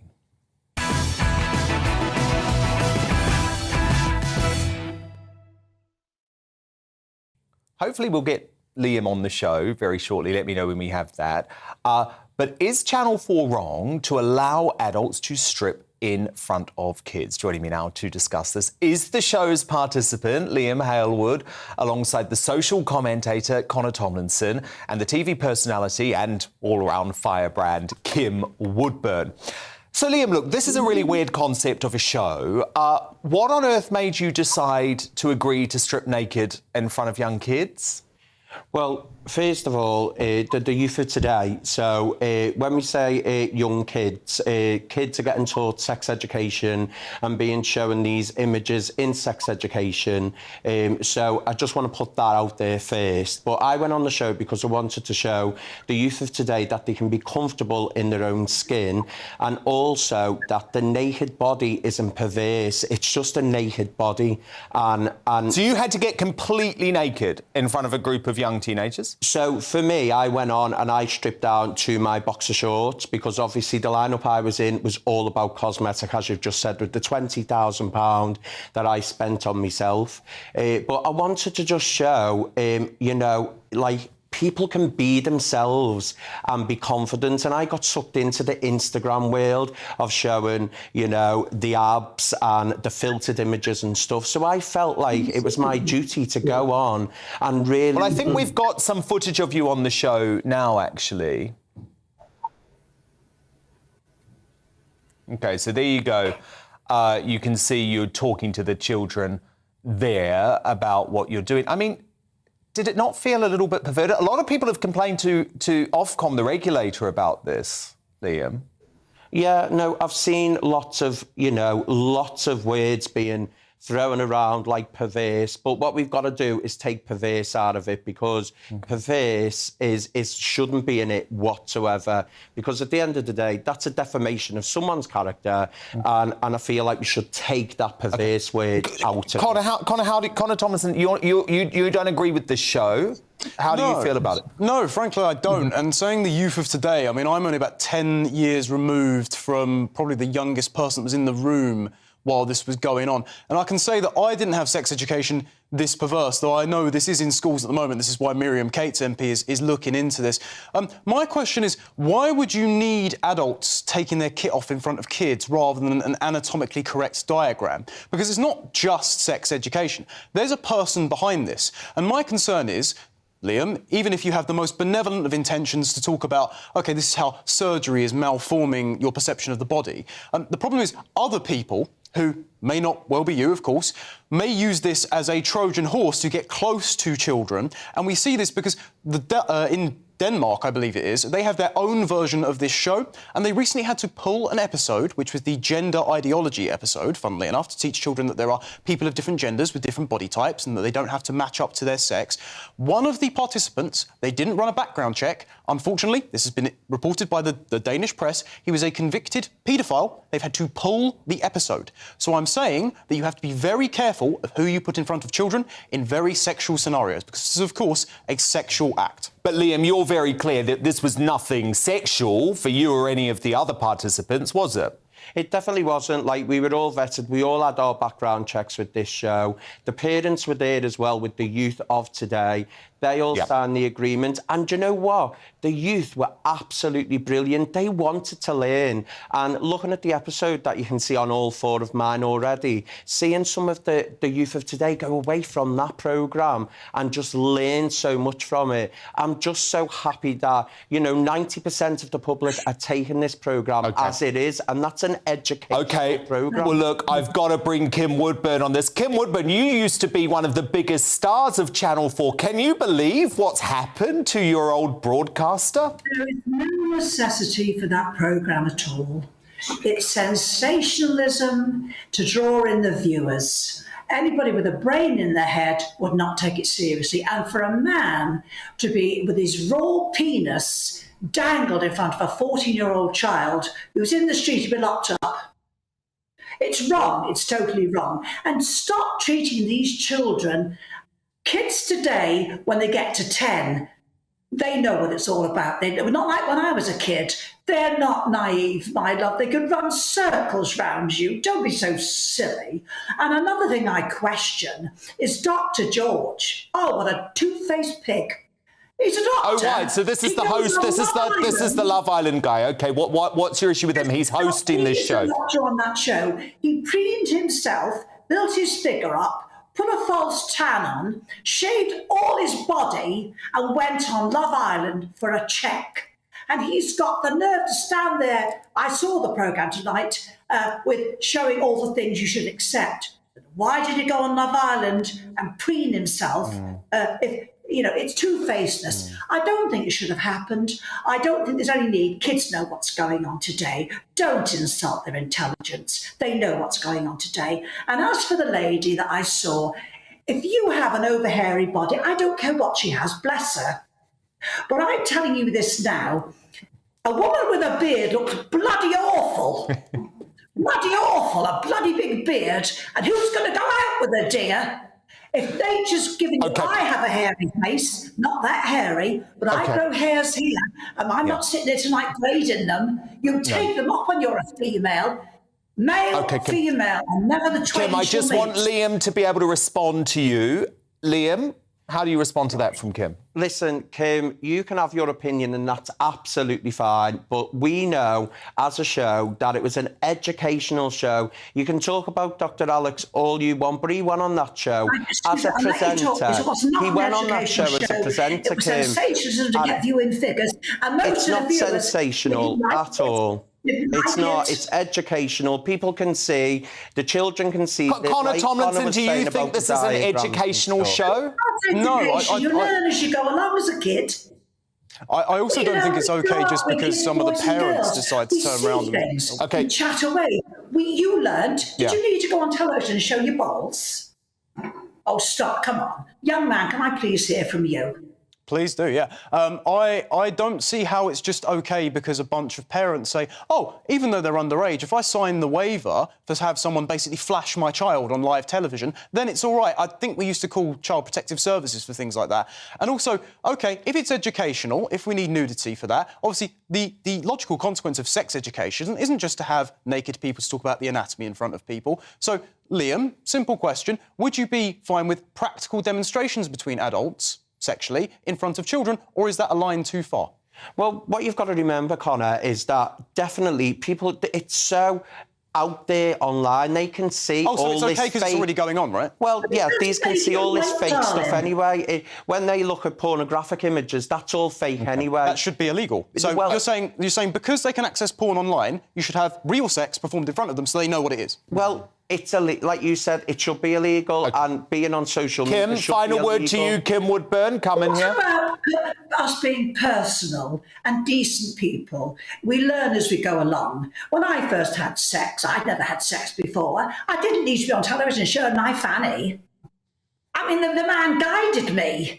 What is all this about, dear? It's just sensationalism and rubbish. It is. Well, do you know what? Do you know what? Can I just make one political point? Can I make one political point? This is why the government should have sold off Channel 4, because of this sort of nonsense. And unfortunately, this Conservative government, a Conservative government that had promised to sell off Channel 4 time and again, still has it, owned by us. the shocking channel. But look, thank you so much. Fascinating debate. The Naked Education participant, Liam Halewood, social commentator Connor Tomlinson, and the TV personality, and she is a firebrand too. We love her, Kim Woodburn. But we're all about balance here on GB News. So a Channel 4 spokesperson told us earlier all of the teenagers who participated in Naked Education did so with appropriate consent. They and their guardians were fully aware and prepared to take part in the item about body taboos, and they all had support throughout. Now, coming up in Uncancelled, after Prince Harry confirms his attendance at the King's coronation, but without Meghan and the kids, how should the palace respond to this latest act of contempt from the royal couple? Historian David Starkey says the King needs to stop trying to out-woke the Duke and Duchess. He's live soon. But first, as a trans paedophile who spent time behind bars in a female prison backs Humzi Yousaf's gender reform bill, is the SNP just determined to destroy women's rights? My superstar panel return next.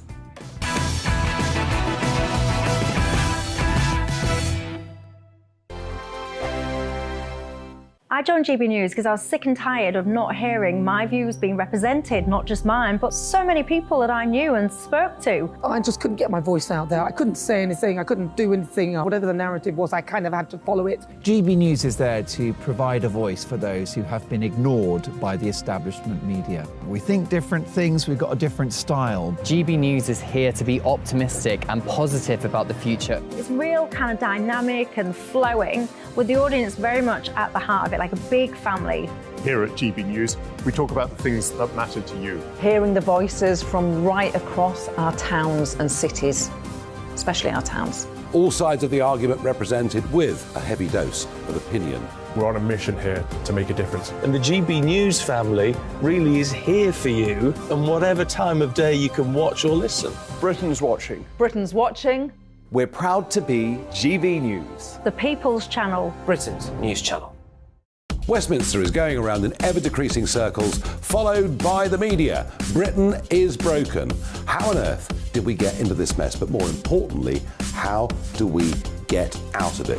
Join me at 7 p.m, Mondays to Thursdays on Farage, here on GB News. We will have open, rational debate. We've got to work out how Britain moves forward from this. Join us here on GB News, the People's Channel.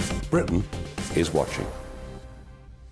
You've probably seen politicians interviewed 1,000 times, but we do it differently. We find out who they really are, we don't shout, we chat, and hopefully we bring a bit of light, not just heat. Did you know Kate Moss? Apparently. Do you have a pair of jeans or a pair of jeans? No, of course I don't. What would I do with them? My friends are like, oh my God, what's she doing now? Join me every Sunday at 6 for Gloria Meets, only on GB News, the People's Channel, Britain's news channel. I'm Jacob Rees-Mogg, the Member of Parliament for North East Somerset and a former government minister. For years, I've walked the corridors of power in both Westminster and the City of London. We need to have the arguments, the discussions on how we make it better. Crop failures, famine, war, suffering on a scale completely unimaginable. We are putting the cart before the horse. As Charles I said at the scaffold, he was the true defender of liberty. Yeah, I've completely derailed the conversation. Join me Monday to Thursday at 8 p.m. on GB News, Britain's news channel. I'm Mark White. As GB News Home and Security Editor, I cover those key issues that are so important to you. Our authorities, our communities doing all they can to combat violent crime. With the public services under unbearable strain, why are we still failing to control our borders? Defence, the first priority of any government, has been continually hollowed out. Can we trust our politicians to protect the armed forces? Join me, Mark White, on GB News.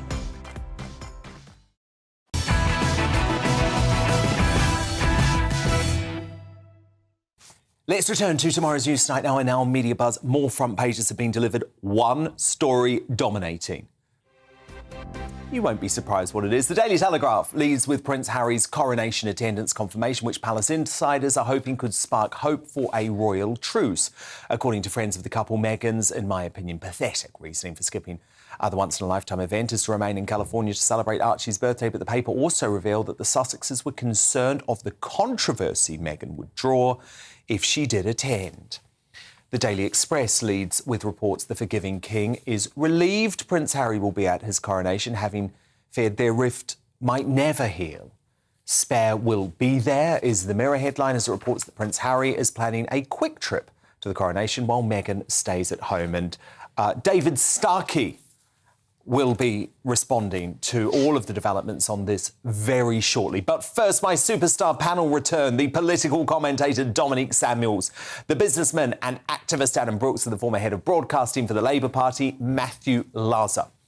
Now, the SNP is already suffering plummeting membership, and a police corruption probe is all going on for it, but it hasn't put off new leader Humza Useless from continuing the toxic row over its sick gender recognition bill. Scotland's First Minister announced today that he'll start a legal battle with the UK government after it blocked Holyrood's bid to make it law. The bill will allow children as young as 15 to start the process of changing gender without any diagnosis or medical reports. It also gives sex offenders the green light to change gender after being arrested, which forces victims to refer to them in court under their new pronouns. So this is what Useless said about the challenge to the UK government. This was during the SNP leadership contest.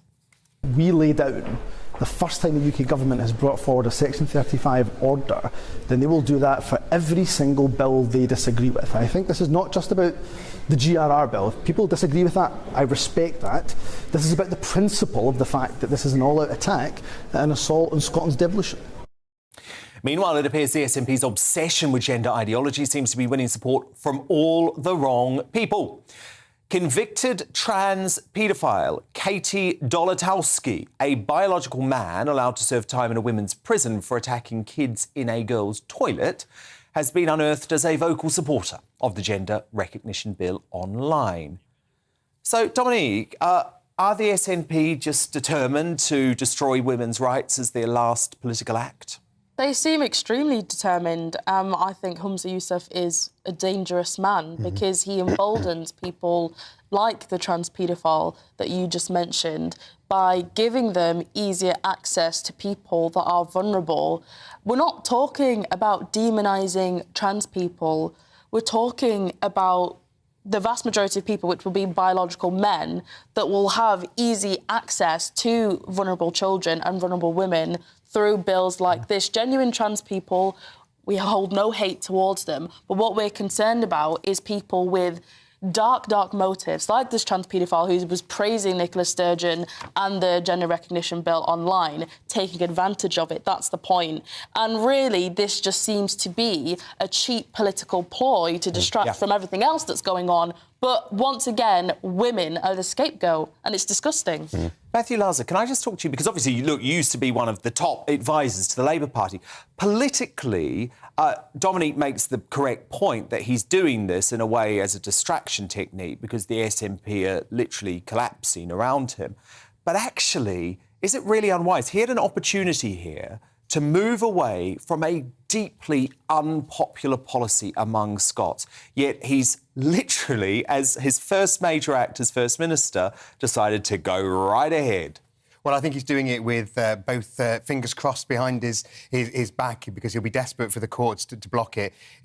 Basically, the SNP are dependent on the Greens in the Scottish Parliament. They don't quite have a majority, so they have this slightly weird, almost coalition, but not quite, with the Scottish Greens, who are very, very left-wing, way to the left of anything we see in the English political scene. And the Greens would have walked if he hadn't done this. So he's doing it to keep his coalition together, and I'm desperately hoping that the courts get him out of a hole, because otherwise he's going to keep digging, because it's hugely unpopular in Scotland. And to not take a pause when he nearly lost the leadership contest actually does seem completely crazy. So it's absolutely been forced by the Greens. But Adam, this is a vile bill. You know, it's the fact that this bill makes the victims, as I just mentioned, you know, of sex abuse, or at least alleged victims of sex abuse, have to refer to their rapist by their new pronouns. I mean, it's Look, sick. I'm quite vocal on the dangers of self-ID and what I believe is this trans agenda that is being pushed. I have nothing against trans people at all. I'm merely trying to fight for the women in my family who I love, my daughters going forward. I do not want biological men in toilets. I do not want biological men competing against... I've got a very sporty young girl, Winnie. She's 9. She's into all sports. I don't want her to have to compete unfairly and maybe in some circumstances dangerously against a biological man. Now we see the rapist case of Adam Graham. I'm not going to call him by the name that he wants to be called by because I think it's ridiculous. Even his wife said he was using it to get into a women's prison. Now, one positive of that case was that tens of millions of people in this country can suddenly see the absurdity of allowing men to self-identify as a woman. Indeed. It's dangerous. Indeed. And it's harmful to the genuine trans people out there. But I could completely agree with all of this, but from a political perspective, this is also why I call this bloke useless, because he had an opportunity. Look, Dan, he needs to get on his scooter and scoot off and not fall off this time. What's even funnier, his own hate crime bill that he passed, that sought to criminalise hate speech in one's own home. He was reported to the police for breaking his own law by misgendering Ida Bryson. And that's what's funny about it. Still, he won't say he got it wrong. Now, look, actually, in a connected story to this, Harry Potter actor Daniel Radcliffe has proven himself an ungrateful little twerp when it comes to his maker, J.K. Rowling. But it seems he's not done trashing her just yet. So in a veiled swipe at the author and women's rights campaigner, this is the moment Radcliffe told a group of trans children that adults concerned about kids transitioning were condescending. Wonder who he's talking about. And he says they should trust youngsters to, quote, tell them who they are. I think a lot of the time it's just because people don't know a young trans person, so there's just this, theoretical idea about this in their head. Transitioned, super young. I came out to my mom and, not telling her I was trans, but told her that I was a girl at the age of 6. But there are also people who do have, a slightly condescending but well-meaning attitude of, people are young and, how do we, that is a huge decision. I'd love to hear from all of you about, why we can trust kids to, tell us who they are. Remember, it was only in November that Radcliffe said young Harry Potter fans had been hurt by J.K. Rowling's stance on the trans debate. Throwing her under the bus, he said in an interview, "I wanted fans to know that not everyone in the Harry Potter franchise felt the way she does." For a man whose £95 million net worth stems directly from Rowling's genius, you would have thought Radcliffe had more sympathy for J.K. not wanting to share toilets with biological men. Now, Dominic Samuels, Adam Brooks, Matthew Larson, do stand by because coming up, Elon Musk and the BBC have traded blows and the battle for Twitter with the free speech champion coming out on top. But will Elon get the recognition he deserves before the night is out? Find out as we crown tonight's Greatest Britain and Union Jackass soon. But next in Uncancelled, as Prince Harry decides to attend his father's coronation without his whiny wife Meghan and the children, how should the palace respond to the latest provocation from the Sussexes? Royal historian David Starkey says the king should stop trying to out-woke Harry and Meghan to protect the future of the monarchy. He's live in just 2 minutes' time.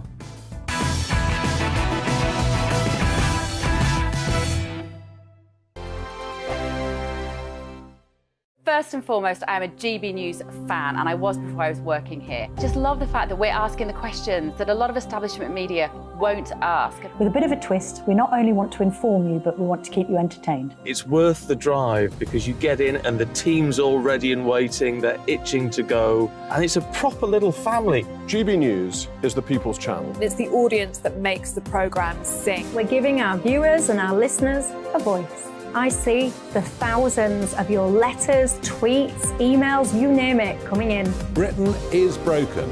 How on earth did we get into this mess? But more importantly, how do we get out of it? The establishment had their chance. Now we're here to represent you. It's time for something different. It's time for GB News. I'm very patriotic. I believe in Britain. Our best days lie ahead. Britain's watching. Britain's watching. Join us here on GB News. The People's Channel. Britain's news channel. Monday to Thursday, 9 p.m. till 11 p.m. Join me, Dan Wootton. I'll bring you the sharpest takes and hottest debates. Do you not believe in prison? I don't believe in prisons. I'm completely stunned. I guarantee you there'll be no spin, no bias, no censorship. I actually was personally quite offended by it. And no reason to go to bed. So I guess they've always been quite woke. That's Dan Wootton tonight on TV, radio and online. Monday to Thursday from 9 p.m. till 11 p.m. on GB News. The People's Channel, Britain's news channel. I'm Simon Evans. Join me on GB News for Headliners at 11 p.m. What's the scoop? I'll be joined by two of the country's top comedians. That's right. As we take a look at tomorrow's newspapers tonight. We're going to get into trouble. If it's a big story, we'll be covering it. Spill some tea on him. There we go. But we'll also have some fun. I wouldn't stick up a bank. My father didn't love me. So anyway. Headliners every night from 11 on GB News, the People's Channel, Britain's news channel. It's time now for Uncancelled. And this is where Britain's top commentators speak out on controversial issues without the fear of the cancel culture sweeping the rest of the media. And breaking tonight, Prince Harry has finally confirmed that he will attend the King's coronation next month, but without his wife Meghan and children Archie and Lilibet.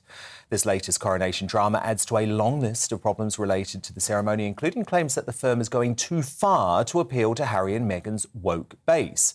So John Elliott Gardner, who will conduct the Monteverdi Choir, admitted his surprise in an interview with The Times at the number of diversity boxes the King felt he had to tick when deciding on the ceremony's music. And it comes as the monarch backed an independent study into the royal family's links to the Atlantic slave trade. And you've also gotten, this one wound me up a lot, I have to say, Prince William appointing the Queen of Woke, the former New Zealand Prime Minister Jacinda Ardern, to the board of his Earthshot Prize. So is the monarchy accidentally out-woking Harry and Meghan? Joining me now to discuss this, royal historian, our very own David Starkey. But David, look, I have to start off with your reaction to this compromise deal. Harry will be here, Meghan stays in California with the young prince and princess. It must be the first time he's been apart from her forever, isn't it? Here is this poor man, you know, he's like a dog collar, trotting obediently behind her. But I think there's a bigger question. What on earth is Harry going to do in Westminster Abbey? And this shows again where I think the king has gone so badly wrong. He abolished the whole notion of doing homage apart from William. Now imagine if he kept that idea.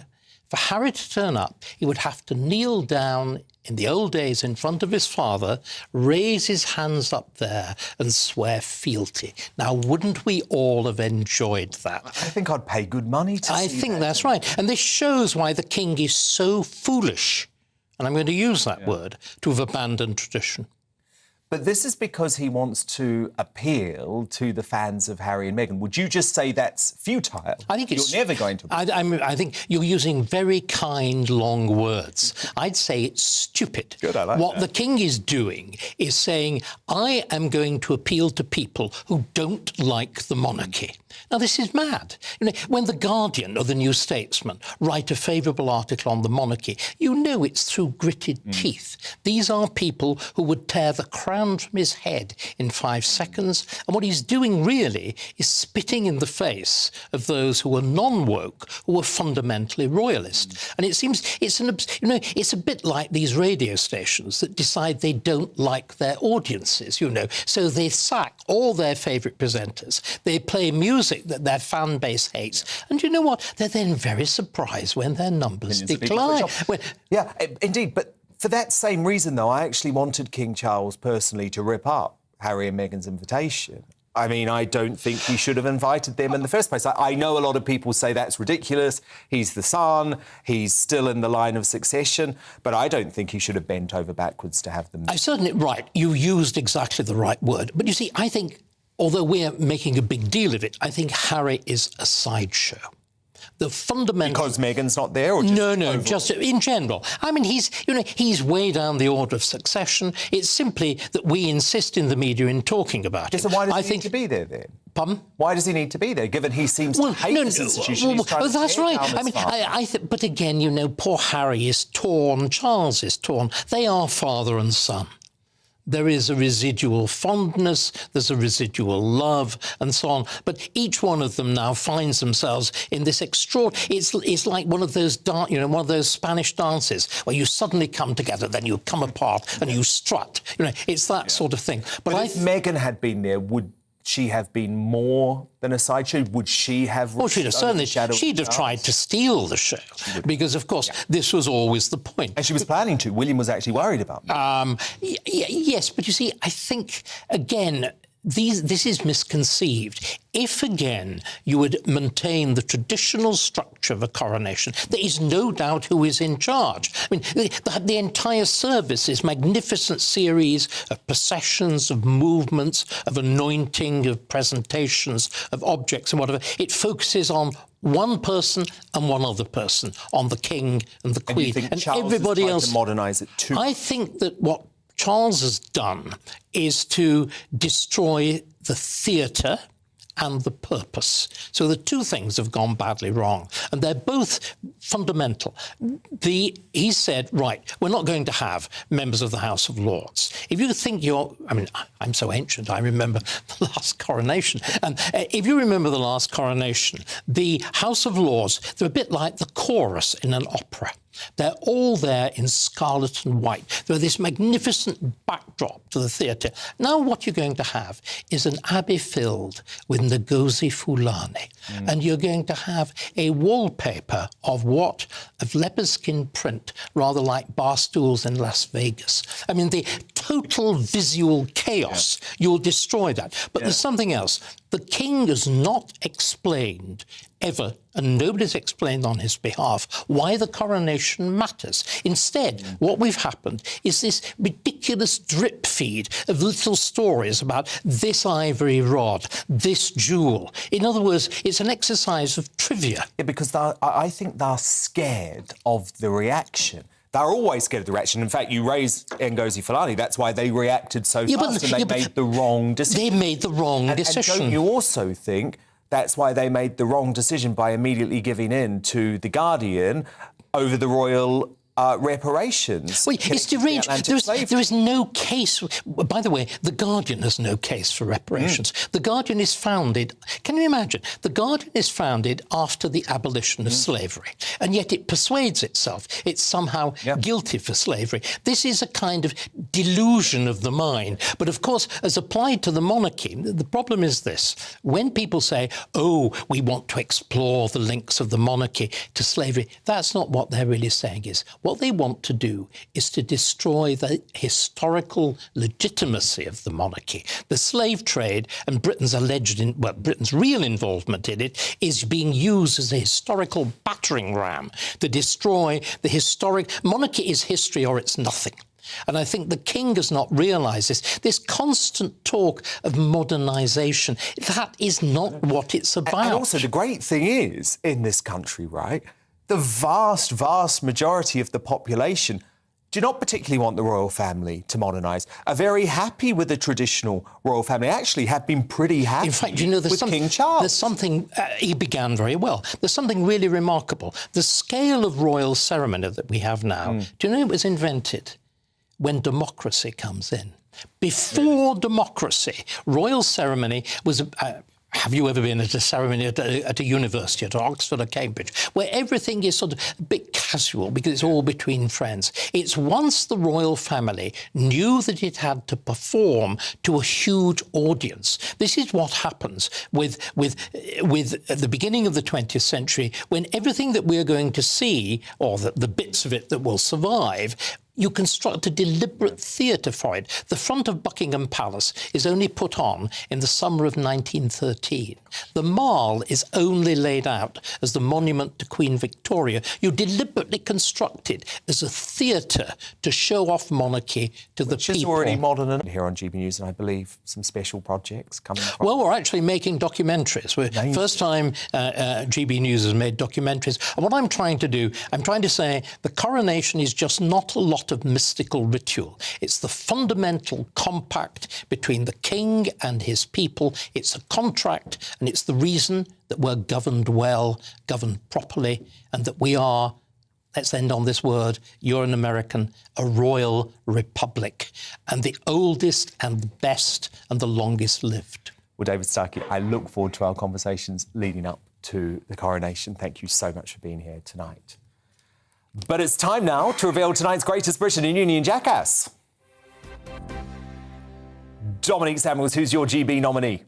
Mine is athlete Sharon Davies for her championing of women's sex-based rights in the light of Dylan Mulvaney, the trans influencer, securing deals with Bud Light and Nike. It was an interview she did with you, actually. Yes. It went viral. I saw Went it. all around the world. Love Sharon. Yeah. Your GB nominee, Adam? Mine is honoree tonight, and it's Elon Musk for completely destroying the BBC journalist over his claims of increasing hate on Twitter since... This has been my favourite moment of the day. If you haven't watched any of it, take a look at this.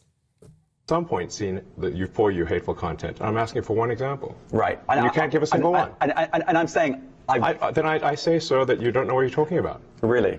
Yes, because you can't give me a single example of hateful content, not even one tweet. And yet you claimed that the hateful content was high. Well...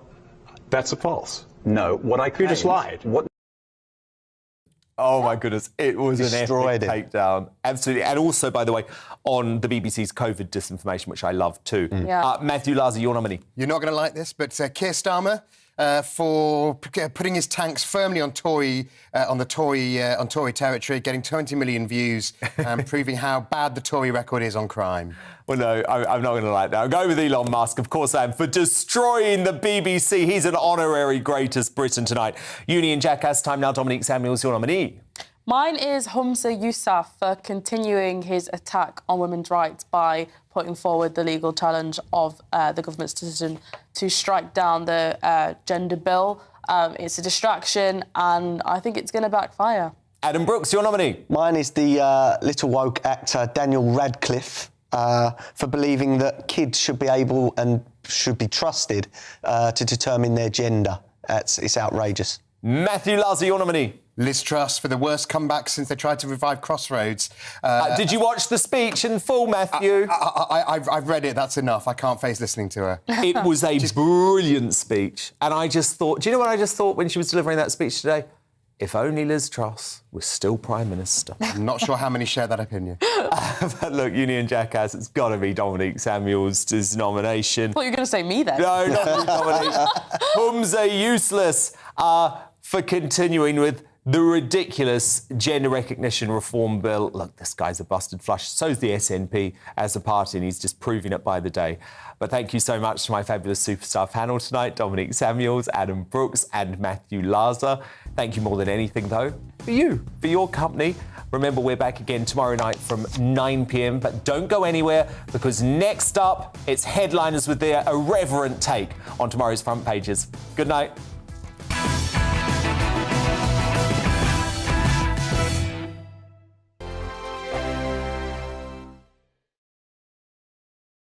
I joined GB News because I was sick and tired of not hearing my views being represented, not just mine, but so many people that I knew and spoke to. I just couldn't get my voice out there. I couldn't say anything. I couldn't do anything. Whatever the narrative was, I kind of had to follow it. GB News is there to provide a voice for those who have been ignored by the establishment media. We think different things, we've got a different style. GB News is here to be optimistic and positive about the future. It's real kind of dynamic and flowing, with the audience very much at the heart of it, like a big family.